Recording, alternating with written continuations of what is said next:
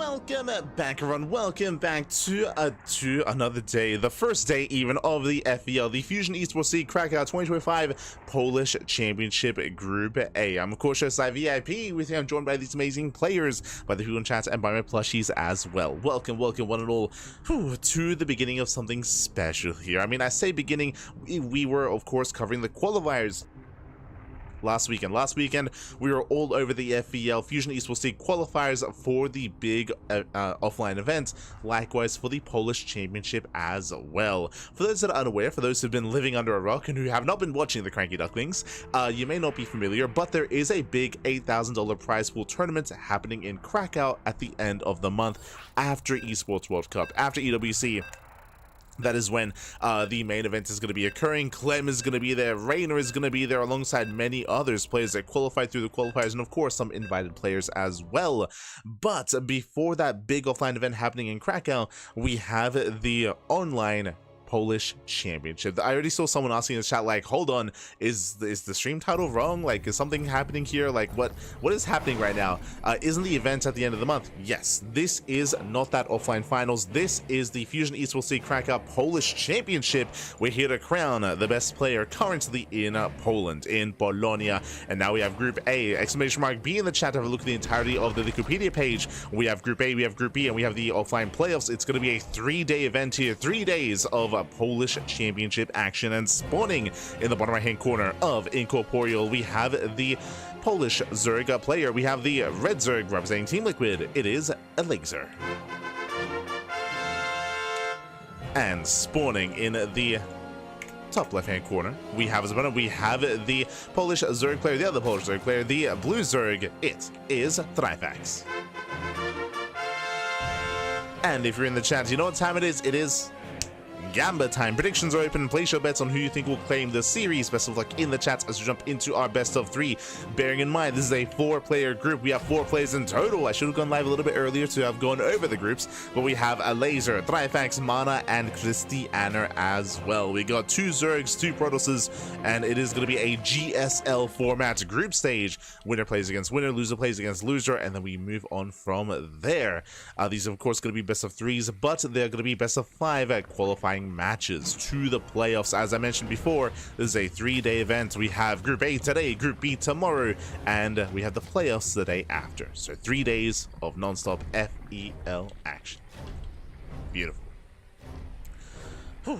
Let's go, Bobby. Let's go. As for the time being, Hatchcast will stand the opener here out of Elazer. Likewise, stand the opener out of Trifax as well. Nothing crazy, nothing wild, nothing out of the norm as we are settling into our ZVZ. We'll see when our players do deviate. Coming into this, Elazer is going to be coming in as one of the favorites to make it out. I say one of. If you remember, we did actually go over this during the podcast, and myself alongside Kuro, I believe, our predicted players to make it out were actually the 2 Protoss players. There's a reason for that. Elazer has been playing less StarCraft as of late. He's been competing in less tournaments, he's been playing less StarCraft, he's been devoting a lot more time to AoE, to Age of Empires instead, and as a result, we have seen his results wane. His results have been waning. They've been a little bit more lackluster as of late as well. But coming into a big Polish event, I mean, now would be the time to now start focusing on StarCraft once again. So we'll see if Elazer's locked in, and we'll see if he can make it through the group stage. That's going to be the first big hurdle here for Elazer. Meanwhile, oh my god, meanwhile, a 240 lair timing. Insanely fast lair here out of Trifax. So with a fast lair, this could be 2-base Muta. We could be walling up here with Eva Chamber, Roach Warren, fully walling up on 2 bases and hiding tech, taking gases and going into Muta play. Otherwise, this could be a Roach Warren into Roach Speed, into a Roach Base all-in. There are options here available to Trifax. It comes down to Elazer as he pokes in and confirms no 3rd expansion. There is no base, there is no expansion. Lings, they do attempt to scout, so the Queen does move in position, but the Ling will scout, will come in and will confirm the lair. Yeah, big moment here for Elazer. He will see everything, and Trifax, he fails to scout. He fails to keep this hidden. The lair has been seen, and again, there are still options here for what this could be. Gases are on the way, though. Yeah, all 4 gases. This screams 2-base Muta. And Elazer, he already has a piece of the puzzle. He already does have an idea. As we do have a Ducklings on the way, we have an early Roach Warren as well out of Elazer, going for a Baneliness as well. Elazer's going to commit. He's going to commit here. This third base is so greedy. Yeah, there's no shot. Yeah, there's no way to save the third. Bearing in mind, the reason why we expected two-base play is because there's no way to save the base. Oh, does cancel in time. But again, Trifax, he's contained on two bases. And Elazer, he's going for the all-in. He's going for the all-in. He's going to send it across the map. We have Roach production underway. We're going to have Banelings here to morph in to help support. And Elazer, the goal here is to kill Trifax before the mutas kick in. And speaking of, there it is, Spire is on the way. Again, we saw the early lair, so we assumed Muta play. Elazer scouted the lair, he assumes Muta as well. And again, because one player is going into Muta, Trifax, he's preserving those minerals, the gas, preserving his resources to make mutas, which means he has almost nothing to defend. He has 3 queens. This is the army. He has 3 queens and 0 lings, 0 roaches, 0 anything else, and here comes the all-in. Knocks down the queen from here, knocking down the front door as well. They're going for the would-be Evo chamber. Lings, they float on forward. Spine Coolers are too little too late. And the Elazer, he's done it. At this point, he has done it. He has broken through that defensive line. Well, the Banelings they waddle in as well. Lings, they collapse on the queens. And Banelings, they headed for the mineral line. Oh no, the drones, they do pull away. They do pull away. But despite that, 15 drones going to be going down. And we chase down everything else. 20 worker kills. And with that, Trifax, he has been broken. He's been broken. He has been overwhelmed. There's nothing else left to defend. GG gets called. And Elazer takes game number 1. GG. GG, well played. A solid game here by Elazer. Able to take the first game, able to overwhelm. Winding it back as a reminder, Trifax, he was being cheeky, he was being greedy. I would say not necessarily too greedy by rushing into the lair. Like, sure, that's a build to go for, right? 2-base lair. But he was greedy in the sense that he was getting a third. The third base was one step too far. That was a lot of resources spent elsewhere. No spine crawlers. Likewise, even though Trifax was going for his own build, he did not scout across the map. He did not check if it was being all-in. If you're up against an all-in, if you're going 2-base muta, you can defend if you're able to throw down your spine crawlers in time and start roach production as well. It is not like an insta loss. It is not where there's no chance and no hope for defense, but a lot of it is reliant on being able to recognize what's going on being able to scout at the all-in coming, to have the heads up, to have the wherewithal, to have that time, that critical time to react and to respond. GG. GG well played. With that, we have Elazer taking a lead in the series, and we'll see if Trifax can bring something else to the table here. We'll see if he can tighten up his build or bring something else to try to catch Elazer off guard. Let's go. Let's go. So you're jumping the game, número 2. Jumping into game 2.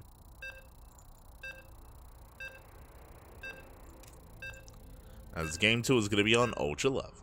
Yo, shout out to Kanoya in the chat. Kanoya, see Solensvard in the chat as well. I saw Slowjo as well, letting us know that he had to go elsewhere today. So I do hope you have a great night and a great evening, even if it's elsewhere. Hope you had a great time, and here we go. We're getting into our next game.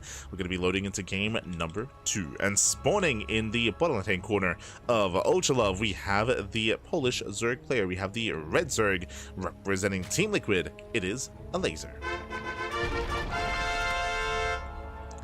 And spawning in the top right-hand corner, we have the Polish Zerg player. We have the Blue Zerg. Down in the series, we'll see him bounce back. It is Trifax.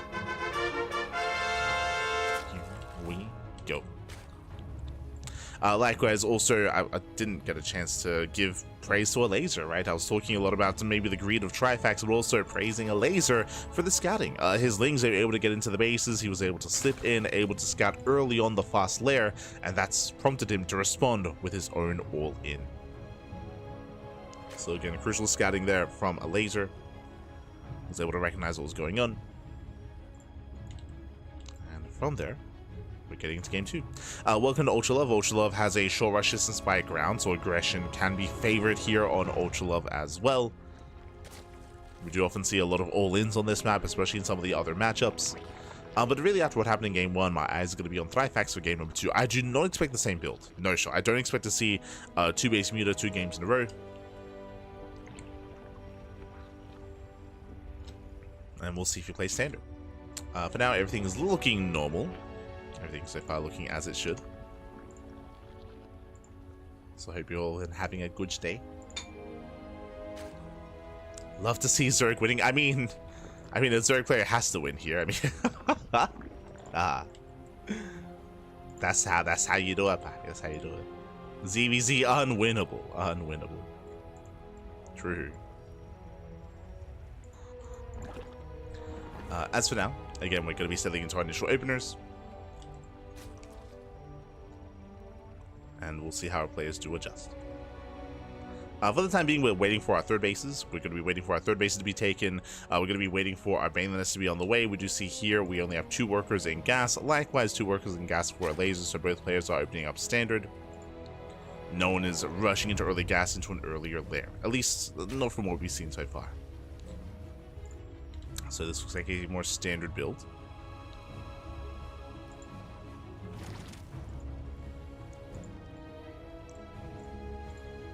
Go, would you have the initial never mind. We skip link speed. No link speed here from Trifax. I should have pointed that out. And it is going to be the fast lair. So fast lair once again, no link speed. The Overlord just poked in, saw no link speed being researched, and we respond by canceling link speed and going for his own lair.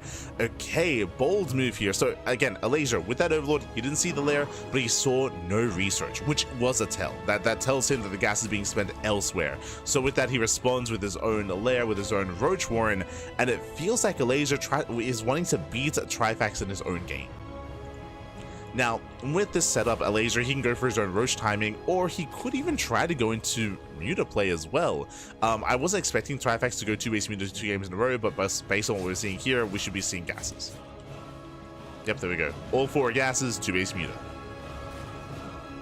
Now, Trifax, he could still fake this out and go into... I was going to say he could fake this out and go into a 2-base Roach all-in, but the Roach Warren is just so much more delayed here. Like, we should be seeing and expecting a Spire. Okay, there it is. Spire is on the way. So, 2-base Muta, meanwhile, on the side of Elazer, Roach speed, he's going for the Roach all-in. He's going for the all-in. He does get eyes on the 3rd expansion. Again, there's a very greedy move here from Trifax to go for the 3rd base, but Lazer's droning up for the timing. He's getting up to proper 2-base saturation, joining up his 3rd a little bit before Roach production.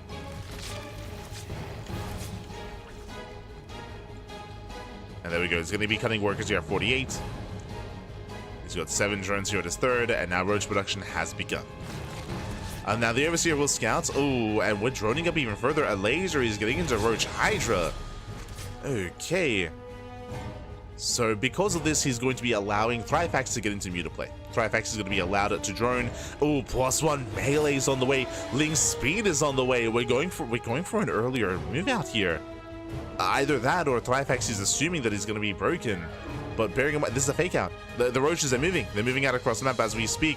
Behind this, Elazer is droning. Elazer is going to be taking gases. Elazer is taking up into Hydras. This is a fake out.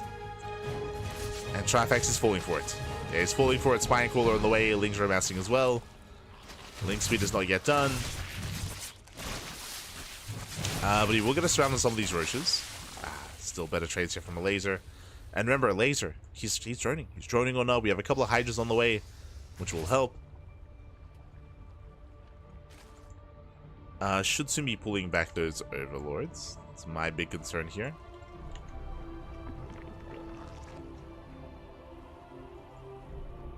Does pull back. Muta production has begun. Trifax, it was a little bit supply blocked, but there we go. Mutas are on the way. Behind this, Elazer. It's building up. It's building more Roaches, building more Hydras. He's on 4 gases. He has yet to take his gases here at the 3rd. Likewise, no drones at the 3rd base of Trifax. They're late workers again because he forced out all those Zerglings. Elazer forced out a big response. And Trifax is in a rough position as a result. Yeah, now he scouts. Now he sees saturation. Oof. He can compare it to his own. Trifax, he knows he's behind. And so far, the Mutas, they poke in, they scout, they see enough to let him know that it's not looking good. It's not looking good, fam. It's not looking good. And Elazer is done droning. I say that he's going to be able to take his gases. He can drone up to 66, true.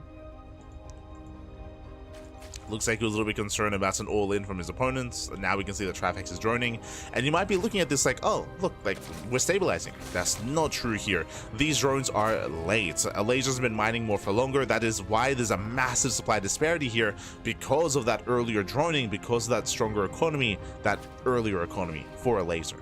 That's why he's on the cusp of maxing out. So Trifax, he needs time. Right now, the role and the goal of these mutas is to keep the army busy back at home and buy enough time to try to stabilize and try to allow that economy to kick in. So the mutas, they're poking in, they're prodding. This is the correct thing to do. Ideally, we hit a base. Ideally, we force back the army. So far, Elazer, he's following this. Now, you might be looking at this and be thinking, like, Elazer, we could just move across the map. This is true, but Elazer, he's still maintaining his lead. Like, Elazer, he's droning up further. He's teching up as well. He's not resting on his laurels. What I will say, though, is that if Elazer's close to maxing out, he then should push. He does follow these Ducklings, so he knows that when he moves out, he has to leave some supply back at home to defend against the run-by. More spores on the way. Jesus. Because of all these spore crawlers, Elazer, he might just turtle and tech up into lurkers. I don't think he needs to, but yeah, the hive is on the way. Ever chambers now on the way for upgrades. Infestors. Yeah. I mean, Elazer's ahead and is still maintaining his lead. He could push, but he's opting not to. Which means we should soon be seeing lurkers. As Trifax, he is droning, he's saturating. Trifax is stuck on Lingbane and Muta. Again, he's stuck on, I would say, a subpar army because he was expecting a move out, so was I. But instead, Elazer's just turtling. He's just turtling up, throwing down just a ring of spores. A ring of spores on 3 bases. At all of his expansions. There it is. Now we have the Lurker Den on the way. And Trifax is getting ready for a surround, but there's no surround potential here. Nice spread from Elazer. He's at every expansion. He's got Roaches in front to tank the Banelings. He's got Hydras behind. He's got a couple of Infestors for those Fungals. Speaking of, a nice split with the Hydras. Banelings, they're making their way to the mineral line. Oh, some of them do. Just the one Baneling. Just the one Baneling makes it through. And the Lurker Den is almost done. And again, Elazer has a superior army. When it comes to what Trifax needs to tech into and what he should have been teching towards is his own hive and his own ultras. Again, unfortunately, he just didn't know how defensive Elazer was going to be. Otherwise, I'm sure he would have taken more bases and teched up.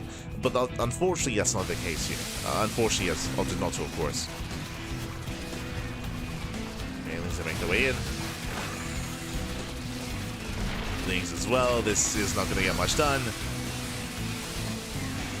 And from here, oh no, they're from behind though. Yeah, Baileys are rolling from behind. A decent fungal, but the Baileys, they will attempt to crash in. And 14 drones go down. Very nice surround here.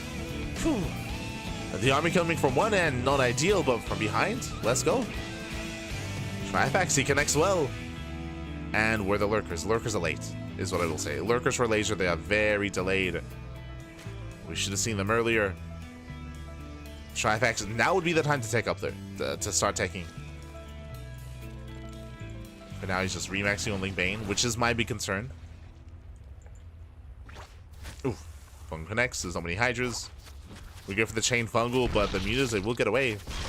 Yeah, just 2 Mutas going down. Not the best use of Fungals. Again, there was just not enough follow-up. 3 Vipers are going to be ideal.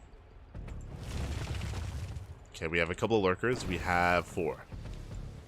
4 Lurkers so far. It's a lot of Lingbane. Now, if Trifax can set up another surround, he can break this, for sure. He can surround the army. He can break that position. Comes down to the angle of attack. Oh. Threatening a dive. Vipers are revealed, and they're going for the parasitic bombs. Yeah, the bombs are connecting. Banelings, they attempt to crash in. Oof, but the Mutas are all going down. Yeah, the Mutas, they just evaporate. The splits are not good enough. Oof. And Trifax is running out of steam. He's running out of steam. He's running out of army. Tries to collapse in. Deals with some of the Lurkers, but there's still so much left over. And Roaches, they hold their own. There's no anti-air though. Okay. The Mutas, free damage. 3 damage on the roaches. Again, we should have less roaches at this point and more Hydra Lurker. But Elazer's gas income is limited. Trying to take another expansion.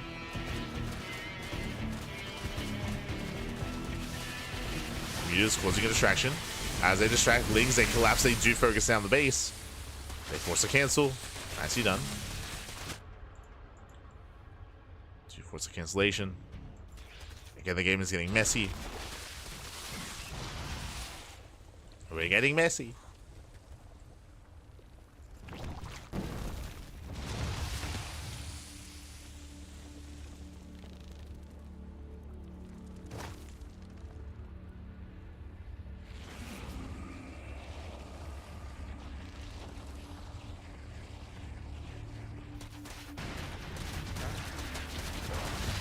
They're moving in. They focus on the gas geysers. Once again, just slowing down the laser. Like, Trifax, really smart pickoffs. Like, he knows what he needs to focus down. He knows what's his biggest threat. Oof. Better splits, okay. Better splits out of Trifax.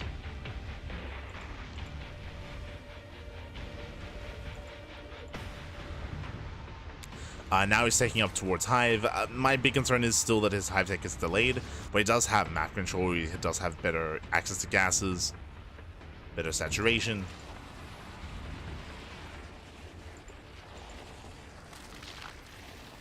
Lurker count is building up. That is going to be a concern. In a head-on fight, I do favor Elazer's composition with Hydra, Lurker, Infestor, Viper. It's a complicated army to control, but, you know, Elazer, he has that in him.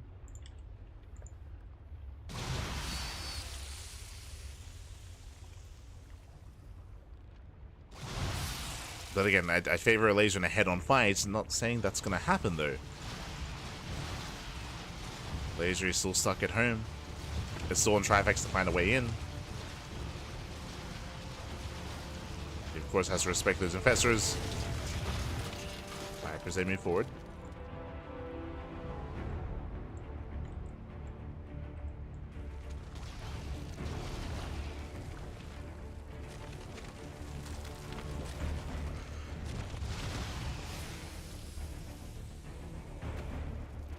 Attempting to move in.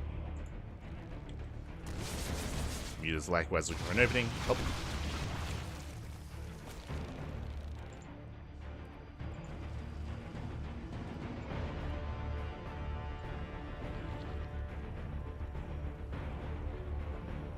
And here come the Ultras. Trifax is almost there.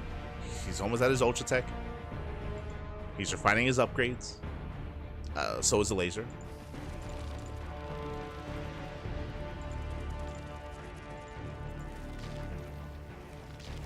The longer this goes on, the better Trifax's army is becoming. But it's still going to be difficult. It's like, it's still not easy for a mass Ultra to engage into Lurker.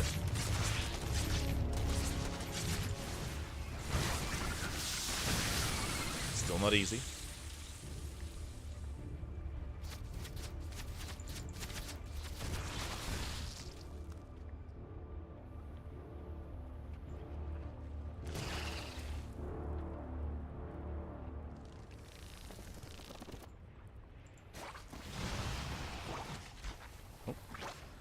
Land a couple of fungals. Nothing major yet. Yeah, Vipers are now moving in. Here come the parasitic bombs. Better connection. Yeah, it does collapse in. Oh, the Mutas, they go for the time. They lose everything. Yeah, the Mutas. Oh god, they're all gonna just crumble here.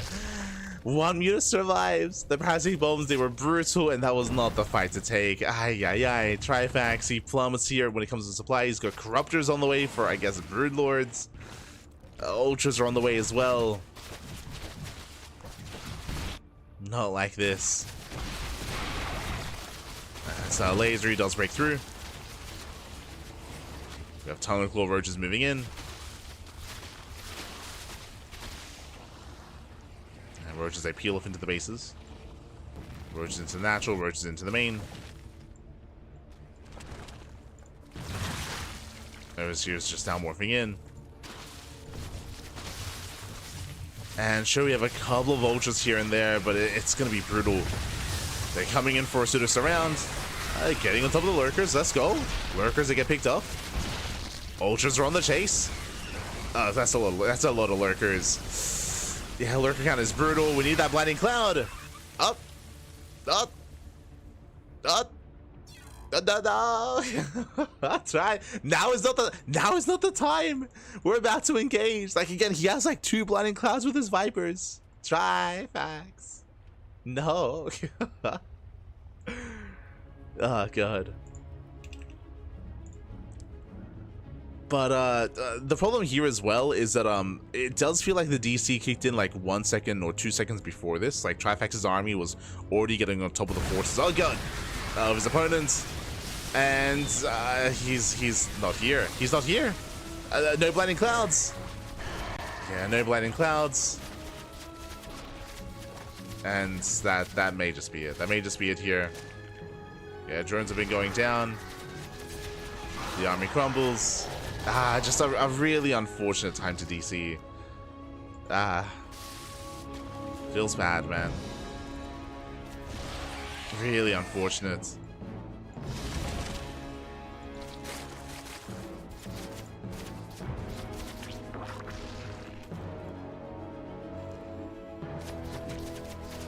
Now with that laser pushing forward. I mean, there's nothing to stop him anymore. There's just nothing here, not anymore. On the ground, we just cannot engage, not into all these lurkers. And GG gets called. With that laser, he will claim the series 2-0. A laser, he'll advance on to the winners match. GG. Whew. GG, well played. Congratulations, Elazer, who claimed the series. Just a really unfortunate finale to the game there for Trifax. I was very impressed that he was able to recover in that game. It was a really rough start for Trifax. I would say that Elazer did rest on his laurels. I would say Elazer, he got ahead, but he was too passive. This allowed Trifax to actually recover, to get back into the game, and to actually, yeah, have a chance at the game itself. It was an impressive return there from Trifax.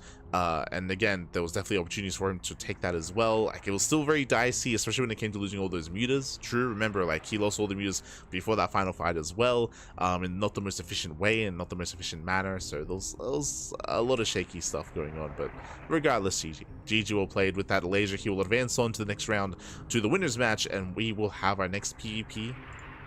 We have our next matchup waiting for us. Let's go. Exclamation mark B in the chat if you guys want to have a look at the back yourselves. Let us head on over and catch up together. Here we go. Bam.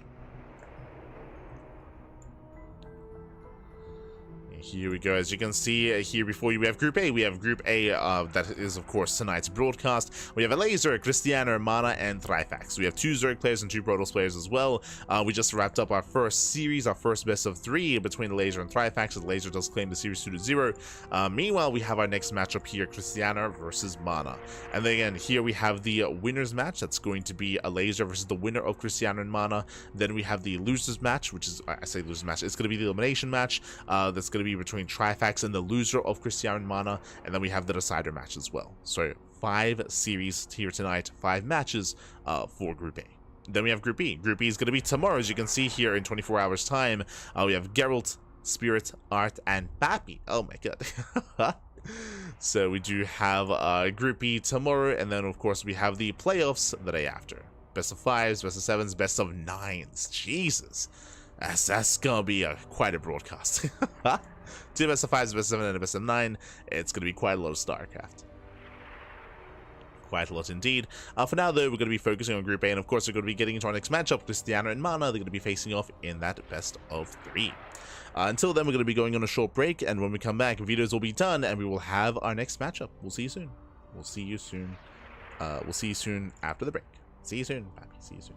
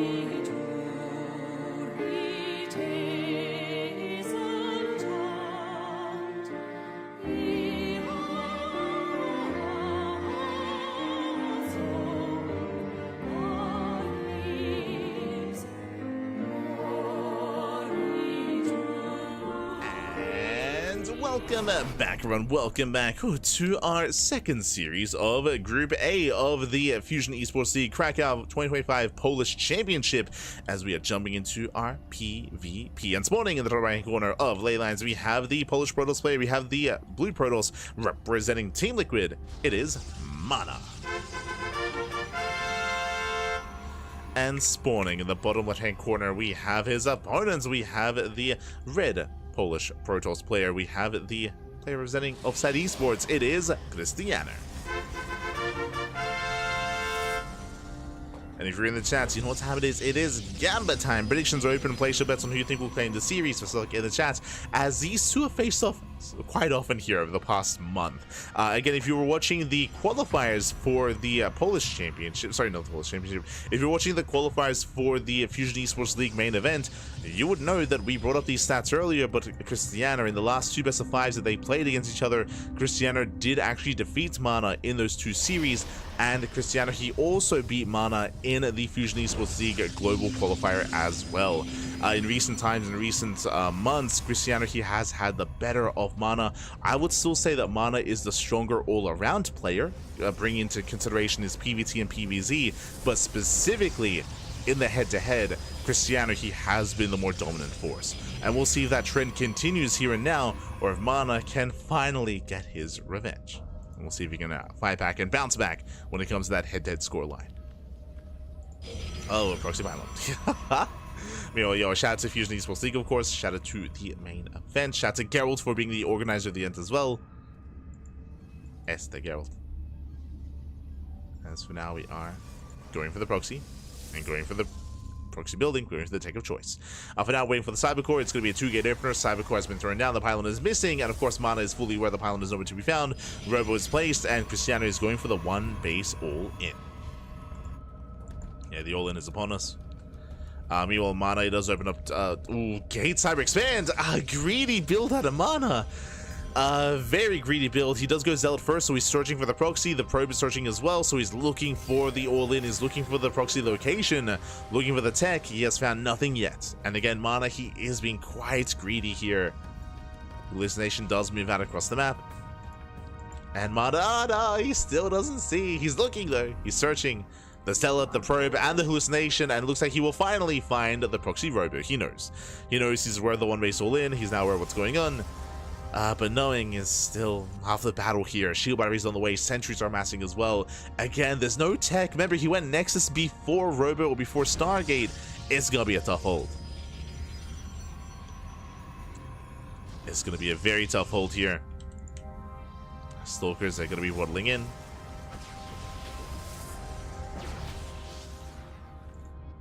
Immortal's on the way. Okay, it's going to be rallying his Immortal in. Likewise, we're going to be heavily reliant here on force fields. Now, bearing in mind that this early on, there's no prism and there's no blink, so force fields are king. Like, force fields, they can completely lock down and shut down an army. Force fields going to be crucial in the defense. Stalkers, they pick forward. Up. Is it going to be locked down? And can he lock away the Immortal? He can! And nicely done! The Immortal is locked down. Shibari does fall, does get one Stalker, but he's going to lose some sentries.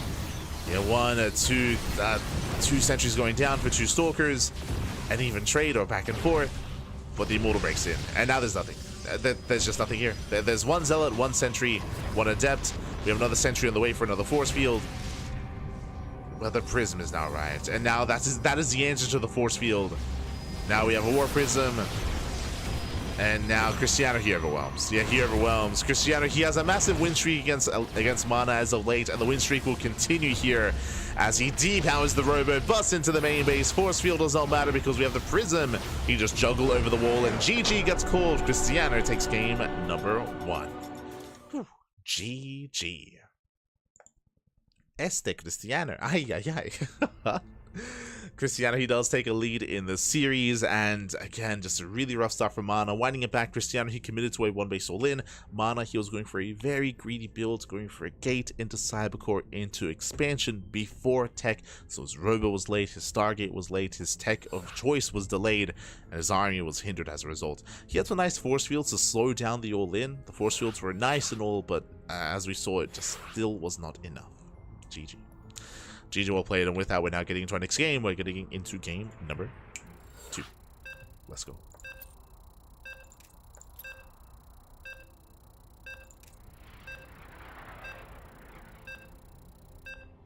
There we go.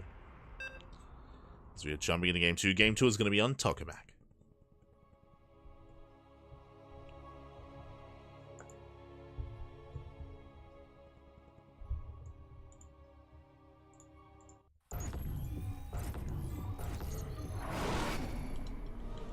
And spawning in the bottom left-hand corner of Tokamak, we have the Polish Protoss player. We have the blue Protoss representing Team Liquid. Down in the series, we'll see if we can bounce back. It is MaNa.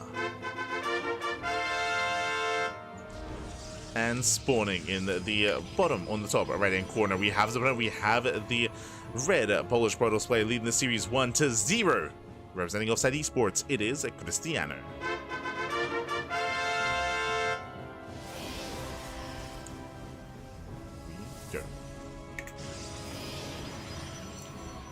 We are jumping into our next game. So we are settling in. Now, welcome to Tokamak. Tokamak is one of the larger maps in the map pool, longer resistance by ground. Because of that, we can see some more standard play here. A player might be tempted to go for a more economic start, but MaNa, after what happened in the last game, I would not blame him for going for a 2-gate opener instead. We'll keep an eye on our players here. We'll see if they once again go 2-gate or gate expand. There we go, 2-gate opener out of Krystianer. MaNa, gate, cyber expand, and MaNa, he's doing it again, and Krystianer, he confirms. Yeah, he does confirm. He sees a singular gateway, and it's going to be up to Krystianer to pylon block or go for the one-base all-in. He's going for the all-in. Yeah, he's going here towards the center, going to throw down the proxy pylon, and he will respond with the proxy robo. Okay, so this is pretty much deja vu. It's going to be almost a mirrored setup here. We'll see if MaNa goes for tech before expansion. He does have his gases. Okay. So a couple things here. If he was going for a faster Nexus, I believe you delay your gas income here. So with the earlier gas, I believe we should be going for either a Robo or a Stargate before Nexus. If that is the case, this is going to be a more safer variation than what we saw previously. No, never mind. MaNa sitting up in low ground. Here comes a proxy robo. Again, one base will let into Krystianer.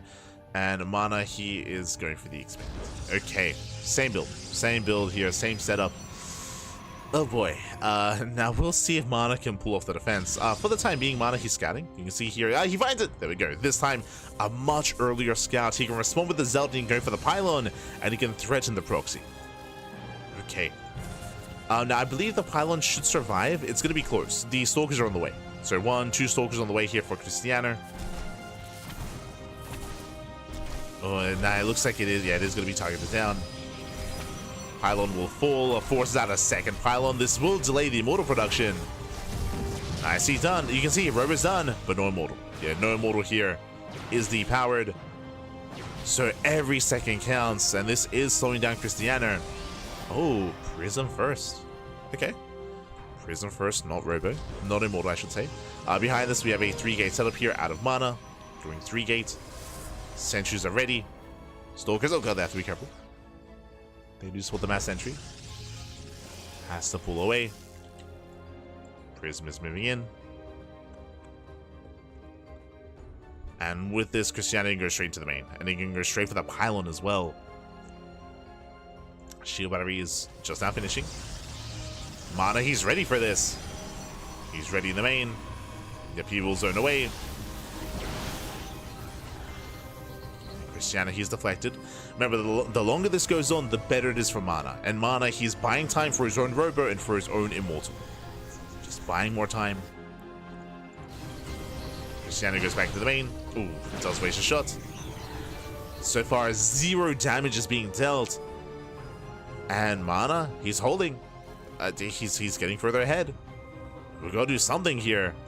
Pressure is on the Bay. Yeah, the Bay is on the way. Desperation. Krystianer, he knows he's behind. He's going for the Bay. He's going for Proxy Disruptor. So he knows that he just cannot break MaNa. He knows that like too much time has passed. He has done 0 damage. He could try to force his way into the natural and try to focus on the units, but even then I don't know if he has the DPS for it. Immortal has arrived. Oof, going for the Immortal drop. Stalkers are ready.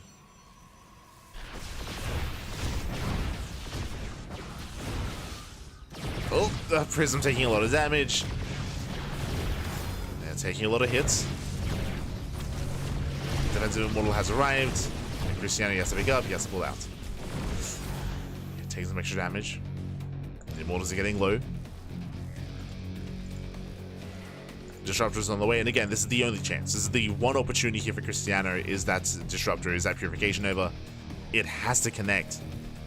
And if it does, I mean, he could kill every sentry, right? These sentries, they could be completely shut down. There's so much riding on that Disruptor. So there's still a chance here for Krystianer. Still a chance. But again, it is the only chance.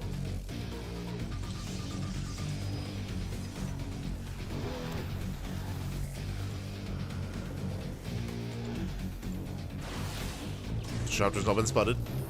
Nova's coming in. Nova goes off. Only one sentry, and it was a low NG sentry as well. So it is a pick off, but not good enough. Not good enough. Not yet.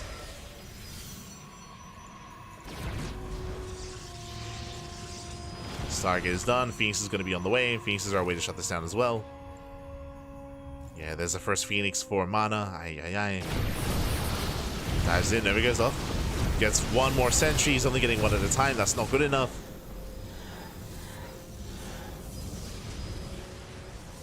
He needs more. Oh, 2 Disruptors. Okay. First one going to be targeted down. Nova does not go off. And meanwhile, the Nova, it looks like it will not connect. Nice control by MaNa. Yeah, it controls well. Takes down an Immortal. Oof. Nova goes off. This is still quite close. But alas, Krystianer down to 2 Immortals. 2 versus 3. Now trying to force his way in. Oh, Disruptor gets lifted. Yeah, and with that MaNa, he holds. Yeah, he should hold on here. I say that. Oh my god, a brutal connection towards the end. Finally, a good connection here for Krystianer. The Warped will finish, and does he do it? Does he break through? He's trying. Trying to force his way in, but with the shield barriers, with the Prism as well, with the Phoenixes, yeah, just a mass lift. Again, Krystianer, he finally got the Nova he was looking for, but oh god, the Prism goes down. Immortal as well. And this is the final army here for Krystianer. It's all he has left. Takes down 1 Immortal. I mean, there's only 1 Immortal remaining. True. It's still a terrifying army, but oh god. Disruptor goes down. We do have another Warping of Stalkers. Another Warping does complete. The Immortal kiting its heart out.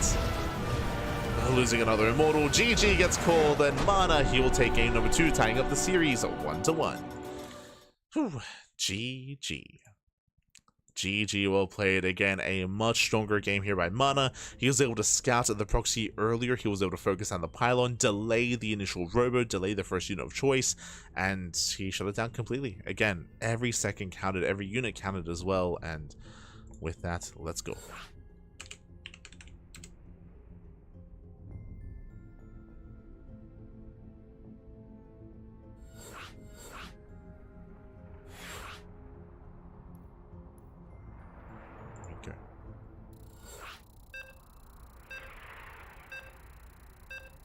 We are getting into our next game. And from here, we're getting to the ace match. And honestly, this could go either way. We're going to be loading into Maganatha as the final game of choice. Interesting map choice. The largest map in the map pool. As a result, I mean, MaNa might just go for the same builds. Krystianer might respond with an all-in. Can he keep the all-in hidden, though? Can he keep the proxy hidden this time if we respond with the same build? Again, we're here to find out. Let's go. As spawning in the top left-hand corner of Maganatha, we have the Polish Protoss player. We have the blue Protoss representing Team Liquid, surviving the all-in of his opponents and bringing us to the ace match. It is MaNa. And spawning in the bottom right-hand corner, we have his opponent. We have the red Protoss player. We have the Polish Protoss representing Offside Esports. It is Krystianer.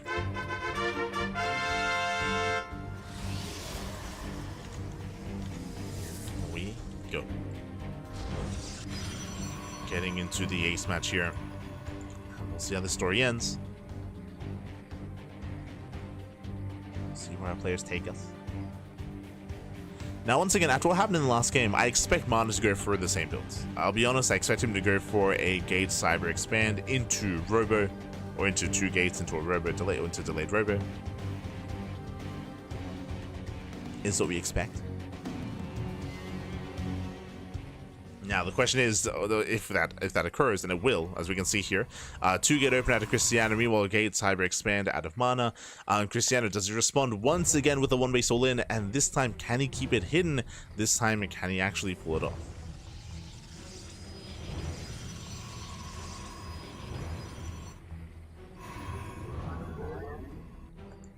As Krystianer, he pokes in. Oh, 2 gate opener. Okay. No Nexus. I mean, he went Gate Cyber. MaNa, he's looking for the pylon. He's trying to figure out what's going on. The pylon is missing, and Krystianer, he's going for the proxy, but MaNa's going for a 2-gate, a delayed second gateway. Yeah, delayed second gate here out of MaNa. Krystianer, he's still gonna commit, and also a big shout to the Mega in the chat. Let's go. SD the Mega. How are you? We're good, man. We're good. Always classic StarCraft. Como siempre, como siempre. 2-gate opener, Stargate before expand. Okay. Just go for the Stargate. Meanwhile, there's that Robo here from Krystianer. Now he pokes in. Now Krystianer confirms the build of choice. Does confirm. Oof. And I'll be honest, I'm favoring MaNa here when it comes to the rock paper scissors of build orders. Like I'm preferring MaNa overall. But we'll see. With his Stargate, of course, MaNa, he is not fully aware what's happening. He knows that the pylon is missing. True. A searching for the proxy. Does open up Oracle. Prism is on the way. Now from here, we can go Oracle into Void Ray. You can go for a max kind of setup. Stalkers are rallying out. Now, because of the Oracle first, Krystianer, he will have an advantage here. He's going to have a Stalker lead, he's going to have the Prism as well, so he could try to break through early on. Like, this Oracle won't help defensively. It, of course, will harass and force the defensive warp in. As MaNa, he does find the proxy. He's now aware. Krystianer, he expands. Okay. Okay, let's go. We're playing some StarCraft. Krystianer actually having the faster expansion compared to his opponents. So MaNa, he scouts, he sees a Nexus. Where's the base for MaNa? He needs his own. Has a defensive warp in. Gets 1 probe. Krystianer, he holds, he defends back at home. Just hold.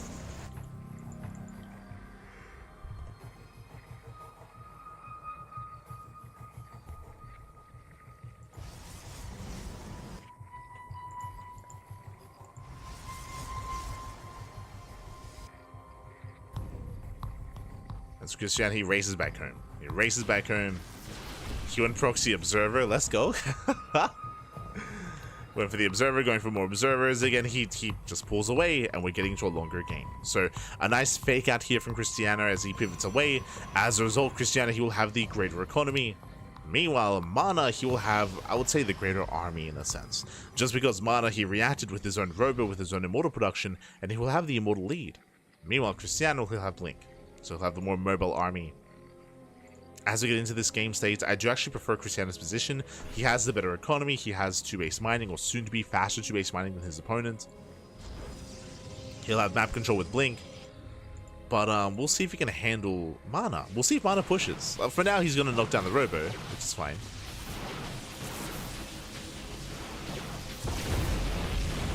Down the Robo.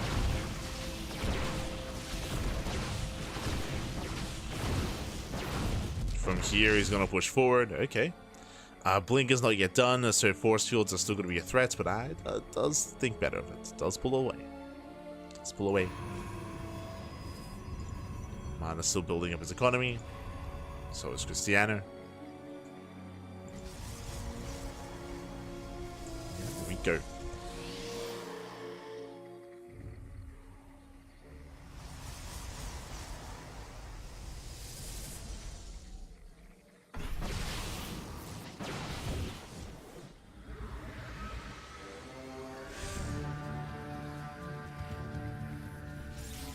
And as the game is settling down, third base. Okay, so Krystianer is getting a faster third. So Krystianer, he has a faster natural, he has a faster third base.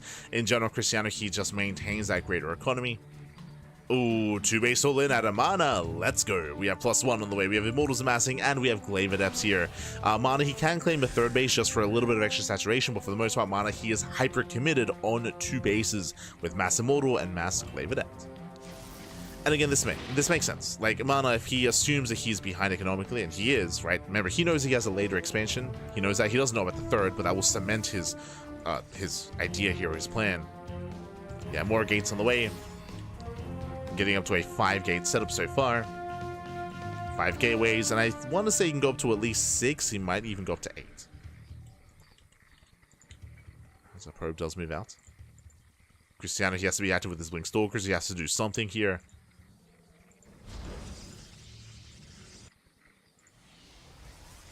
So he's poking forward. Baits out the stasis. Does poke in, spots the Immortals. Goes for a bit of a dive, but he takes a lot of damage. Gives it away. Gets a pylon. Gets a probe. The probe didn't matter, the pylon didn't matter because MaNa, he's pushing. MaNa, he's moving out. Oh, actually, I say that, he's supply blocked. Uh-oh. Yeah, big supply block for MaNa. Will delay reinforcements. And Krystianer, he needs warpins, he needs shield batteries. Station spots the army. We get spotted. Krystianer pulls away.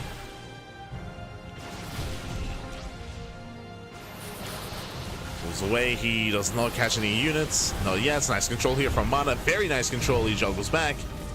Preserves the army. Warping in more depths. Again, he needs some damage here. He has to break through. Ooh, brutal dive. Takes down the prison, takes down the Immortals as well. And MaNa's gonna lose everything. He's gonna lose everything here. Down to 1 Immortal. That 1 Immortal's doing a lot of damage to the back line. The Adepts, they do tank well. Tank nicely. Doesn't commit to the shade. And with that, Krystianer, he holds. He does hold on. Again, the army's down to 1 Immortal. No reinforcements, no War Prism. Krystianer, he holds on, and Krystianer, he maintains his advantage here. +2 was delayed, true. Delayed +2. And mining was denied. We can see MaNa now taking his own third. Krystianer, he scouts, he does check. Ooh, Oracles, they do hit the natural.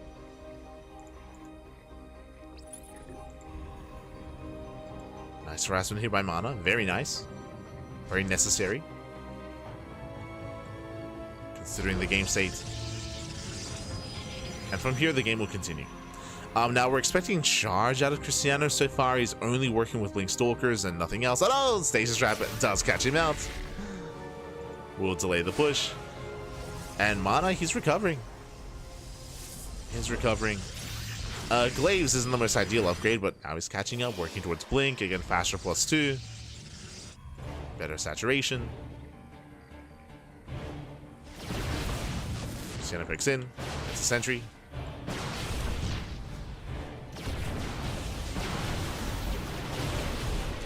Immortals are somewhat exposed, but now we have Archons.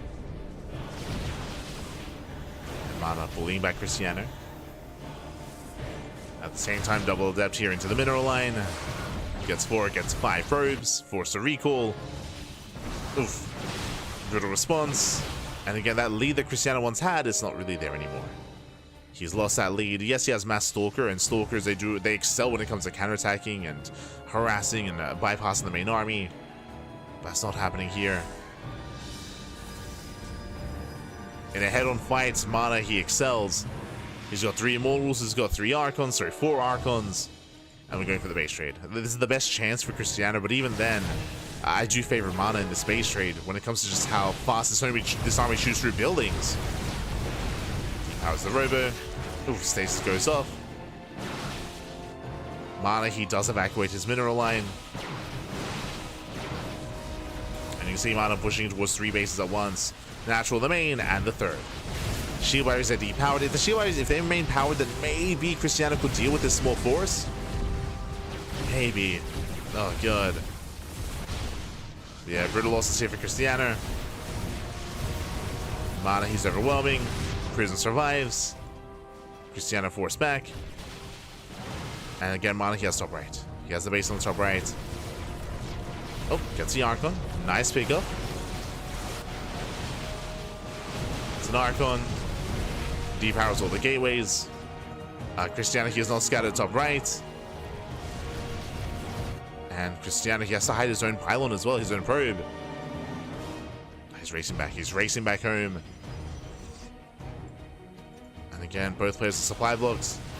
Ooh, Prism goes down. Okay, Prism goes down. What do we have to work with? We have 3 Immortals. We have 2 Archons, 11 Stalkers. Krystianer, of course, he has a Stalker lead. And Krystianer, ideally, he wants to fight this army a portion at a time. Oh, was a Stalker. Getting caught out. Krystianer, he has to pull away, and MaNa, his goal here just oh no, the stasis! Oh, the stasis traps. They've been connecting. And there's another. Krystianer, no, does he notice? He does. Okay, he does notice. Yo, if he can fight with his shield batteries, Probe's gonna be going down. Krystianer's still supply blocked. Losing all of his workers, down to 2. 2 workers left. MaNa, he's breaking out of supply block. Prism is on the way.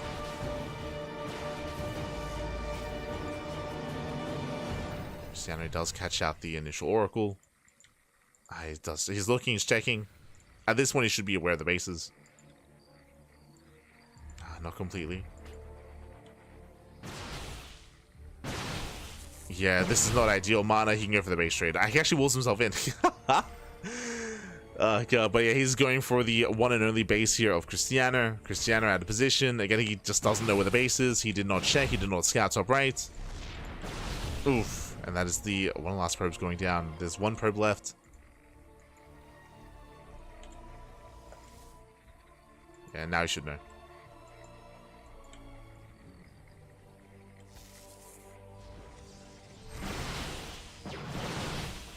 Again, the longer this goes on, the better it is for MaNa. MaNa is going to be able to fight with cannons and shield batteries. And a choke point. And 4 Immortals. Oh, he blinks in. He gets 1.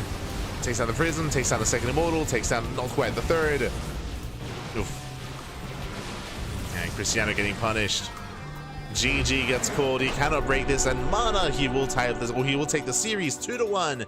Advancing on to the winner's match. GG. Whew. GG, well played.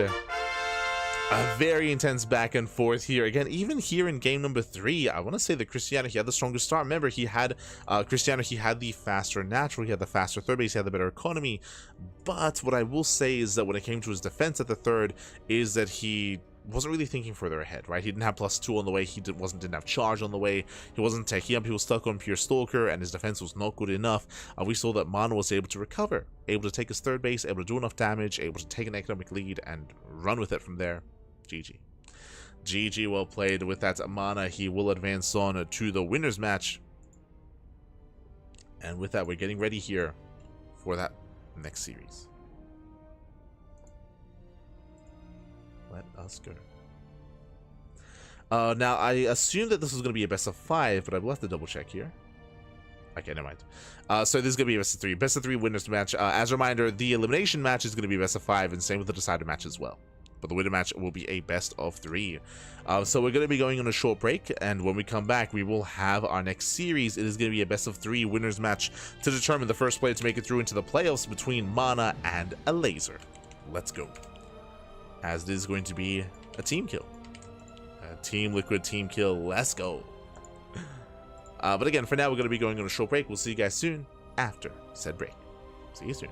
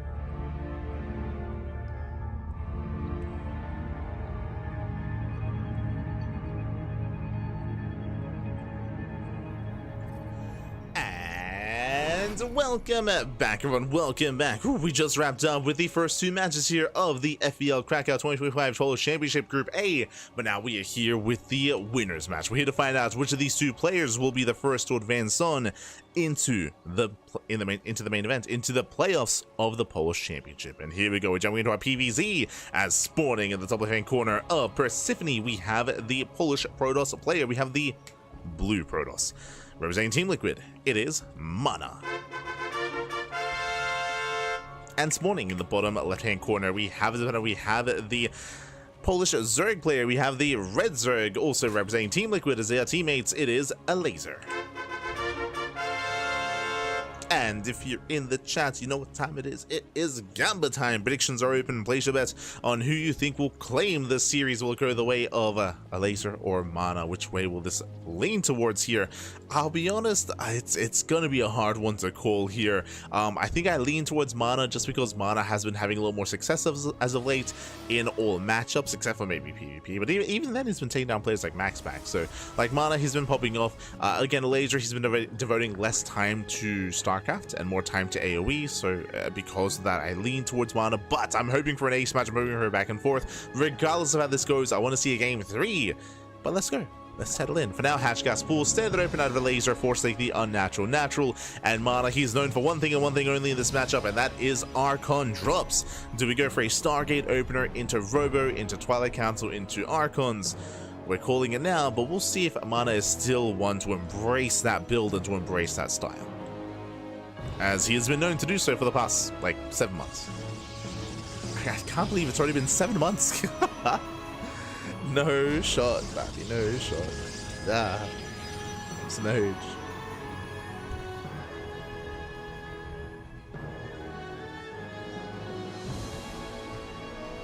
That's now. We are going to be joining, going to be saturating. We have our take of choice. I mean, I say we're going to get into our take of choice after said Cybercore follow-up. Eyes are on MaNa. Let's go. So far, yep, Stargate opener out of MaNa. And again, we're expecting a Stargate into Oracle into a Robo. If we see a Robo, then that screams Archon drop. Otherwise, we could see a base, and we could see a standard build into a Forge and Twilight Council into +1. So again, we're keeping an eye open for that take of choice here from the side of MaNa. Eyes are open.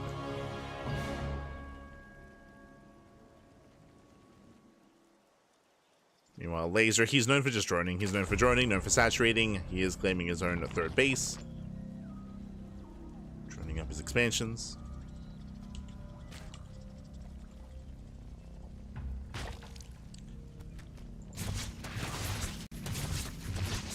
See, that does poke in. Here, going to be zoned away. Again, outside of the tech of choice, outside of getting into our third bases, like, there's not too much here to really deviate from in PvZ. The Overlord is going to be deflected. Oracle's going to be on the way. Behind this, Elazer getting his spores ready. Securing his bases.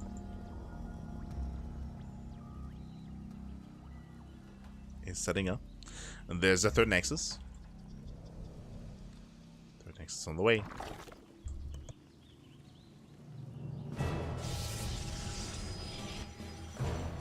Again, we are looking for said tech of choice. Going for another gateway, so 2-gate follow-up. Lings they poke in. As Lings poke in, the Oracle moves out.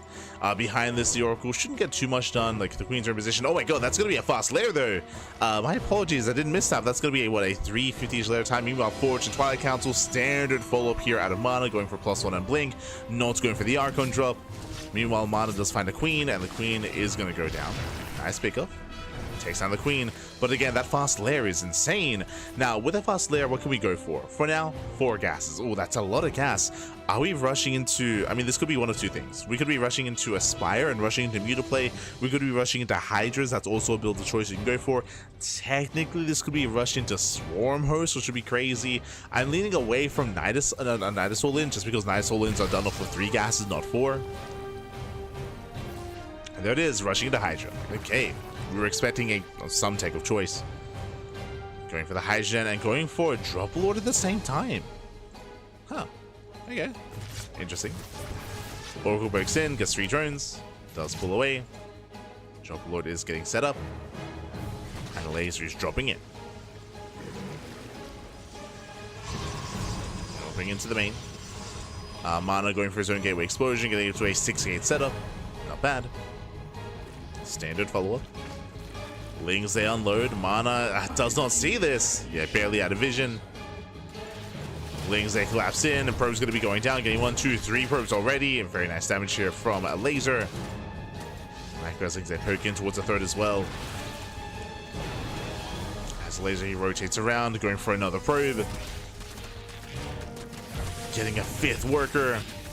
Can he get 6? Can he get 7? Oh, good. Yes, 7 pro kills, brutal damage. And Elazer starts things off with a nice lead. With a nice advantage here. Again, he's rushing into Hydra upgrades. Now, because we rush into an early, like, sub 4-minute lair timing, and we're rushing into Hydras, do you see what I see? No Eva Chamber. No Eva Chamber. No droning, no extra gases. It's a 2 base all-in. Or I should say a 2.5 base all-in. With 2.5 base saturation, he's massing up Hydras, massing up Lings. The reason why there's no Eva Chamber because there's no upgrades. We have a World Speed on the way for German Taxi.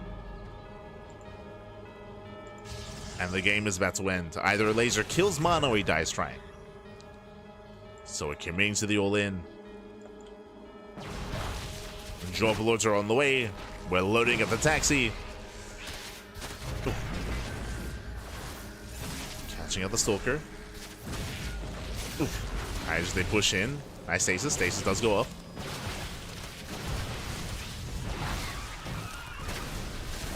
And stasis goes up. Gateway goes down. Elazer pushing his way in towards the natural. And, I mean, he's working his way through. Depowers the gateways. Does depower, does shut this down. Pushing further in. Pushing further into the expansions. Collapsing on the Stalkers. The Oracles, they can't quite commit. And Elazer, he's done it. He has broken through. He has broken MaNa. Workers are going down. MaNa, he's down to a handful of Stalkers, but we're still just rallying nothing but Lings across the map. And again, MaNa, it was just a late realization, a late scout of what was happening. Didn't have the defensive setup he needed. Army was out of position. As Elazer gets into the main, yeah, he peels off into the main base. Ooh, snipes the Cybercore, no more Stalkers. And what, Vanilla Zealots are going to be warping into defend. I mean, that's all he can warp in. Boys are being pulled. 17 more players falling. There are the Zealot warp-ins. It's all he can do. And on the one hand, MaNa, I mean, he's cleaning up the Zerglings. He's cleaning up some of the Hydras. Like, he's somewhat holding. He's holding, he's defending. But, I mean, already, it's been critical damage. Like, critical damage has been dealt. Elazer, he rotates over. Got his mass at Ling Hydra. Gonna be soon dropping into the main base.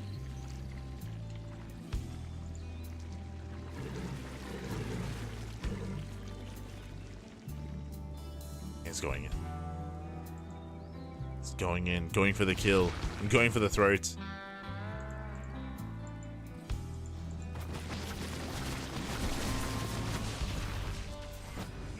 And it is just a really rough couple of moments here for MaNa. He just can't really muster up an army to defend. Gateways are being depowered. Storm, it should never finish. It should never finish, unfortunately. Here comes a second army towards the natural, setting up for almost a surround. And MaNa is microing his heart out. He's trying to hold his best he can, but GG gets called. The writing has been on the wall, and Elazer will take game number 1. Whew, GG. GG, well played. And again, this was a bit of a breath of fresh air, because when I think of Elazer, I think of a player that's known for his greed, right? I think of a player that's known for droning, known for saturating, known for losing 20 workers but still having a worker lead anyway because he droned up so much. Like, that's the Elazer that we know from years gone by, from even last year, I would say.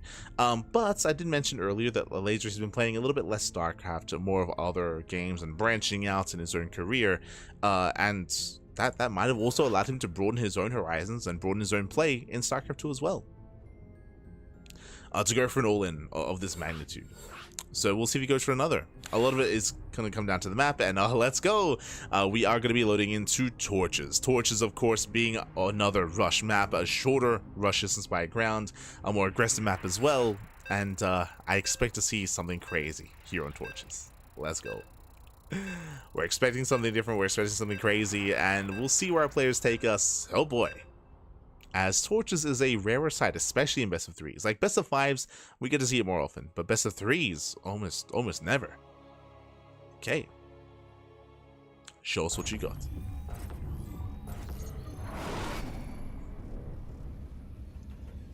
Ooh, show us what you got. Spawning in the top right hand corner of torches, we have the Polish Protoss player. We have the blue Protoss representing Team Liquid down in the series. We'll see if he can bounce back. We'll see if he can force the ace match. It is MaNa.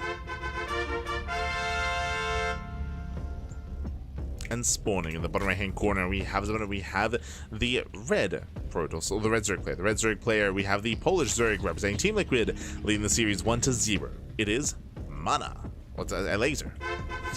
Oh god. Sorry, I'm just a little bit fatigued. It is 3:30 a.m. in the morning, so it's been quite a day.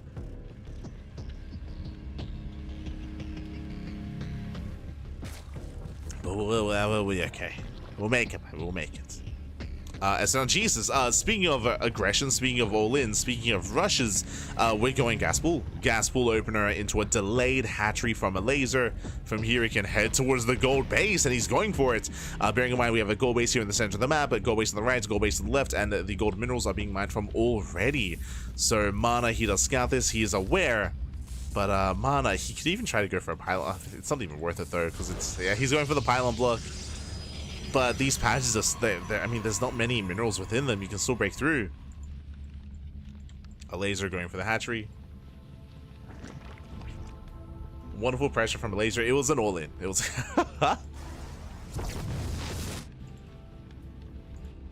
was an all-in out of Elazer. Remember, he went for an early lair. I feel like pressure implies that there's macro, any kind of macro intention. No. No macro out of Elazer.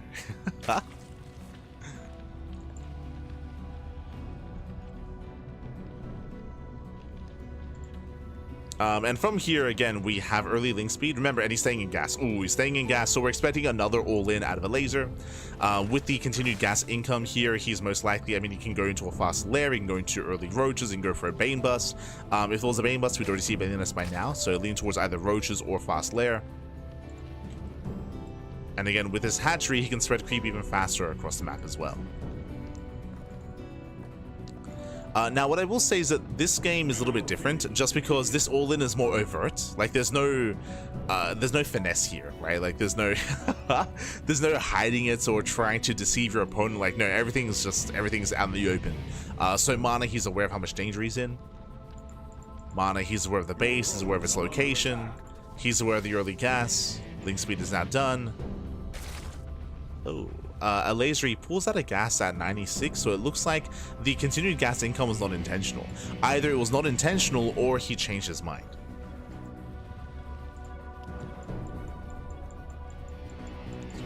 Here we go.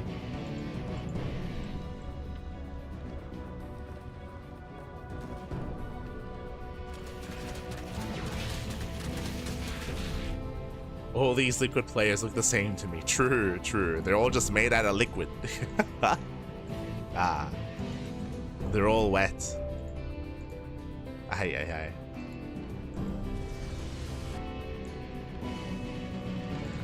So here we go. Twilight Council on the way from MaNa.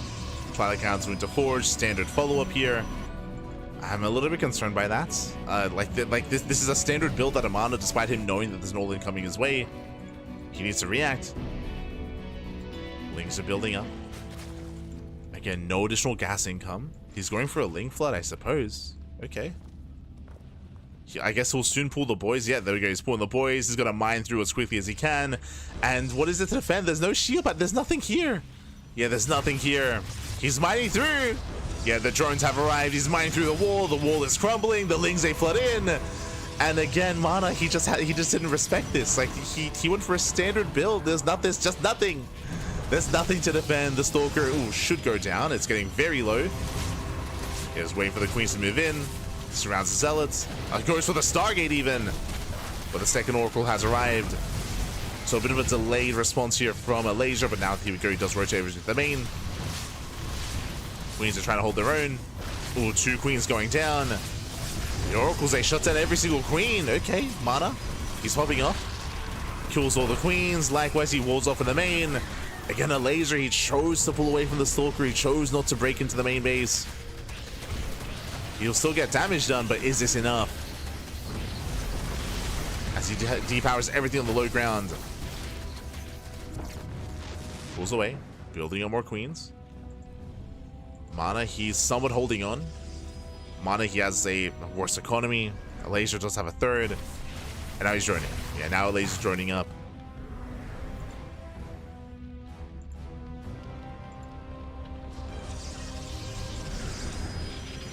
He is joining. Blair is on the way.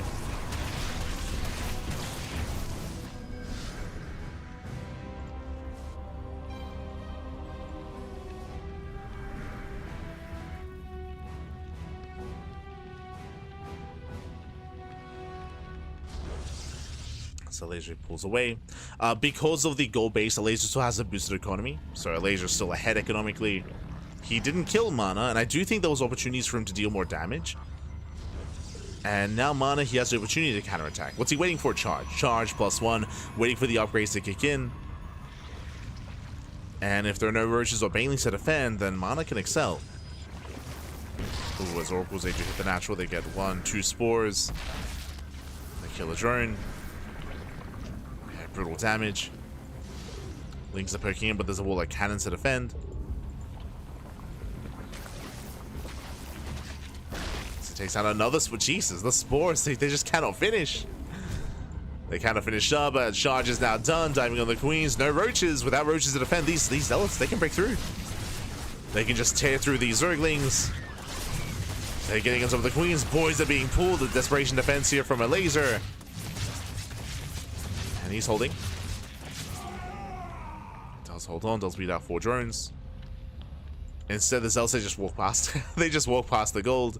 But now roaches are arriving. Yeah, now there are roaches to defend. Elazer, he's holding on. Oh, losing another queen.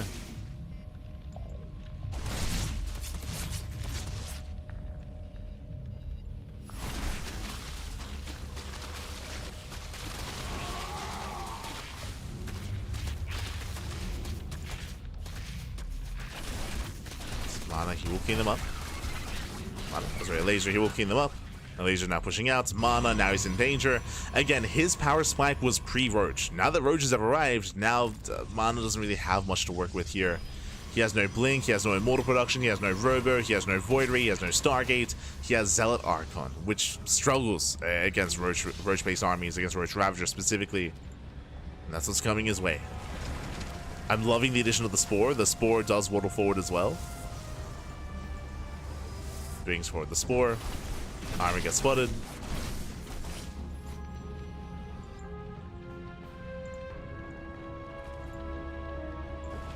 Elazer, he pulls back, he responds. Oh! Trying to catch out the Oracles.